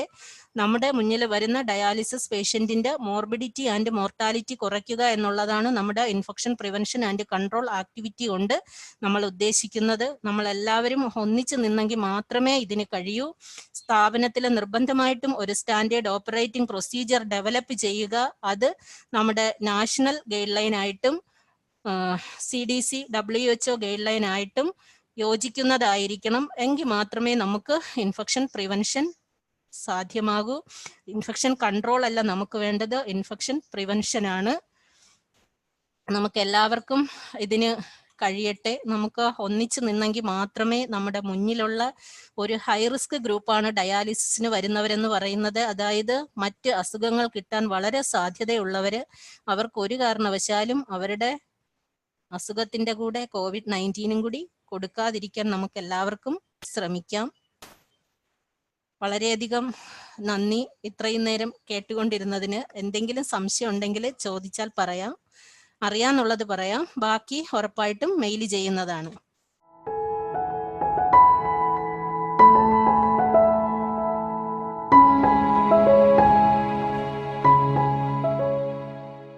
ഡയാലിസിസിൽ PPE കിറ്റിന്റെ ആവശ്യമില്ല, ശരി തന്നെ. പക്ഷെ ഏത് തരത്തിലുള്ള കിറ്റാണ്, ഏത് തരത്തിലുള്ള പ്രൊട്ടക്റ്റീവ് മെഷറാണ് എടുക്കേണ്ടത്, ഏത് തരത്തിലുള്ള ഗൗണാണ് ഇടേണ്ടത്? മാഡം ഇപ്പൊ ചോദിച്ച സംശയം, ഡയാലിസിസ് യൂണിറ്റിൽ PPE കിറ്റിന്റെ ആവശ്യം ഇല്ല എന്നല്ല പറഞ്ഞത്. നമ്മൾ ചെയ്യാൻ പോകുന്ന മാഡം, PPE കിറ്റിന്റെ ആവശ്യമില്ല എന്നല്ല പറഞ്ഞത്. ഏത് യൂണിറ്റിലാണെങ്കിലും ഏത് വർക്ക് ഏരിയയിലാണെങ്കിലും നമ്മൾ ചെയ്യാൻ പോകുന്ന വർക്കിനെയാണ് ആദ്യം അസസ് ചെയ്യേണ്ടത്. നമ്മൾ ചെയ്യാൻ പോകുന്ന വർക്കിനെ അസസ് ചെയ്ത് ആ വർക്കിന് സ്യൂട്ടബിൾ ആയിട്ടുള്ള പേഴ്സണൽ പ്രൊട്ടക്റ്റീവ് എക്യുപ്മെന്റ് ധരിക്കുക. ഇപ്പോൾ ഒരു COVID-19 സസ്പെക്റ്റഡ് കേസ് അല്ലെങ്കിൽ ഒരു കൺഫേംഡ് കേസിന്റെ ഡയാലിസിസ് ആണെങ്കിൽ ഉറപ്പായിട്ടും നമുക്ക് PPE വേണം. അല്ല, ഒരു ഹെൽത്തി അല്ലെങ്കിൽ ഒരു ജനറൽ പേഷ്യന്റിനാണ് ഡയാലിസിസ് ചെയ്യേണ്ടതെങ്കിൽ അതിന് ആഡിക്വേറ്റ് ആയിട്ടുള്ള പേഴ്സണൽ പ്രൊട്ടക്റ്റീവ് എക്യുപ്മെന്റ് ധരിക്കുക. പിന്നെ സ്ഥാപനത്തിലെ ഒരു ഇൻസ്ട്രക്ഷൻ അല്ലെങ്കിൽ നിങ്ങളുടെ ഒരു ഇൻഫെക്ഷൻ പ്രിവെൻഷൻ സ്റ്റാൻഡേർഡ് ഓപ്പറേറ്റിംഗ് പ്രൊസീജിയറിനകത്ത് പറയണം നിങ്ങളുടെ ഡയാലിസിസ് യൂണിറ്റിലെ എല്ലാവരും ഫുൾ PPE ധരിക്കാനെങ്കിൽ അത് നിങ്ങളുടെ സ്ഥാപന പ്രോട്ടോകോളായി കണ്ട് ധരിക്കുക. നോർമൽ ആയിട്ട് നമ്മുടെ വർക്ക് അസസ് ചെയ്ത് വർക്കിന് സ്യൂട്ടബിൾ ആയിട്ടുള്ള പേഴ്സണൽ പ്രൊട്ടക്റ്റീവ് എക്യുപ്മെന്റ് ആണ് ധരിക്കേണ്ടത്. മാഡം, ഇപ്പൊ കോവിഡ് പോസിറ്റീവ് ആയിട്ടുള്ള പേഷ്യന്റിനെ ഡയാലിസിസ് ചെയ്യുമ്പോൾ അവരുടെ കൺസ്യൂമർ എല്ലാം സിംഗിൾ യൂസ് ആയിരിക്കൂലേ? അതെ, സിംഗിൾ യൂസ് ആണ് നമ്മൾ ഉപയോഗിക്കുന്നത്. കൂടാതെ തന്നെ നമുക്ക് തന്നെ അറിയാം, ഓരോ പേഷ്യന്റിന് ഓരോ ഡയാലിസിസിനും നമുക്ക് ഓരോ ട്യൂബിങ്സ് പറ്റില്ല. അതിന്റെ പേഷ്യന്റ് ലേബൽ ചെയ്ത് നമ്മൾ സെപ്പറേറ്റ് ഡെസിഗ്നേറ്റഡ് ഏരിയയിലാണ് സൂക്ഷിച്ചേക്കുന്നത്. ഇപ്പൊ കോവിഡ്-19 പേഷ്യന്റ് ആണെങ്കിൽ അതിനെ സിംഗിൾ യൂസ് ആയിട്ട് ഉപയോഗിച്ച് ഡിസ്കാർഡ് ചെയ്യണോ എന്നാണ് ഞാൻ ചോദിച്ചത്. ഡിസ്കാർഡ് ചെയ്യാം, കുഴപ്പമില്ല. അത് സ്ഥാപനം കൂടി ശ്രദ്ധിക്കുക. നമുക്ക് അത് അത്രയ്ക്കുള്ള കൺസ്യൂമബിൾസ് കിട്ടുന്നുണ്ട്, നമ്മുടെ റിസോഴ്സ് അതിന് അവൈലബിൾ ആയിട്ടുണ്ടെങ്കിൽ ഉറപ്പായിട്ടും നമുക്ക് ഡിസ്കാർഡ് ചെയ്യാം. അവൈലബിൾ ആയിട്ടില്ല എങ്കിൽ അതും പ്രോപ്പറായി ഡിസിൻഫെക്റ്റന്റ് ചെയ്ത് സ്റ്റെറിലൈസ് ചെയ്തതിന് ശേഷം സെപ്പറേറ്റ് സൂക്ഷിക്കാനും കൂടിയുള്ള സൗകര്യം ഉണ്ടെങ്കിൽ മാത്രമേ അത് ചെയ്യാൻ പാടുള്ളൂ. പരമാവധി COVID-19 സിംഗിൾ യൂസ് ആയിരിക്കും സേഫ്. ഞങ്ങളിവിടെ ഡയാലിസിസ് യൂണിറ്റില് PPE കിറ്റ് ധരിക്കുന്നില്ല. സാധാരണ ഒരു നോർമൽ ഗൗൺ ആണ് ഇടുന്നത്. പേഷ്യന്റ് മിക്കവരും ഡയാലിസിസ് ചെയ്ത് പോയതിനു ശേഷമാണ് അറിയുന്നത് അവര് കോവിഡ് പോസിറ്റീവ് ആണെന്ന്. അങ്ങനെയുള്ള ഞങ്ങൾ ഏത് തരത്തിലുള്ള ഗൗൺ ആണ് ഇടേണ്ടത്? PPE കിറ്റ് ഞങ്ങൾ ഉപയോഗിക്കുന്നില്ല. അപ്പൊ പ്ലാസ്റ്റിക് ഗൗൺ ആണെങ്കിൽ തന്നെ ഏത് വിധത്തിലുള്ള ഗൗൺ ആണ് ഇടേണ്ടതെന്ന് പറഞ്ഞിരുന്നെങ്കിൽ ഉപകാരമായിരുന്നു. രണ്ട് കാര്യങ്ങൾ ശ്രദ്ധിക്കാനുണ്ട്. തുടക്കത്തിലെ കേട്ടു എന്ന് എനിക്ക് തോന്നുന്നു. അവിടെ ഏറ്റവും ഇമ്പോർട്ടന്റ് ആയിട്ടുള്ള, അത് മുതൽ പറഞ്ഞാലേ PPEയിൽ എത്താൻ പറ്റുള്ളൂ, സ്ക്രീനിങ് ആണ് ഏറ്റവും ഇമ്പോർട്ടന്റ്. ആ പ്രോപ്പർ സ്ക്രീനിങ് കഴിഞ്ഞാൽ ആഴ്ചയിൽ എന്തായാലും ഒന്നിടവിട്ടുള്ള ദിവസങ്ങളിലോ 2 ദിവസം കൂടുമ്പോഴാണ് ഡയാലിസിസിന് വരുന്നത്. ആ സ്ക്രീനിങ് പ്രോപ്പർ ആയിട്ട് നടന്നാൽ നമുക്ക് പേഷ്യന്റ് പോയിട്ട് നെക്സ്റ്റ് ഡേ പോസിറ്റീവ് ആയി എന്നുള്ള ഒരിത് വരില്ല. പിന്നെ നമുക്കവിടെ എയറോസോൾ ജനറേറ്റിംഗ് പ്രൊസീജിയറുകൾ ഒന്നുമില്ല, കോണ്ടാക്ട് ട്രാൻസ്മിഷൻ പ്രൊസീജിയറാണുള്ളത്. ആയതിനാൽ ഫുൾ ലെന്ത് ഗൗണും ഗ്ലൗസും പ്രോപ്പർ ആയിട്ടുള്ള മാസ്കും ധരിച്ച്, പിന്നെ നമ്മളിപ്പോൾ എല്ലാ ഹെൽത്ത് കെയർ വർക്കേഴ്സും ഫേസ് ഷീൽഡും കൂടി ധരിക്കുന്നുണ്ട്. ഇത്രയും ധരിച്ചു കഴിഞ്ഞാൽ അത്യാവശ്യം droplet and contact transmission prevent ചെയ്യാൻ കഴിയും.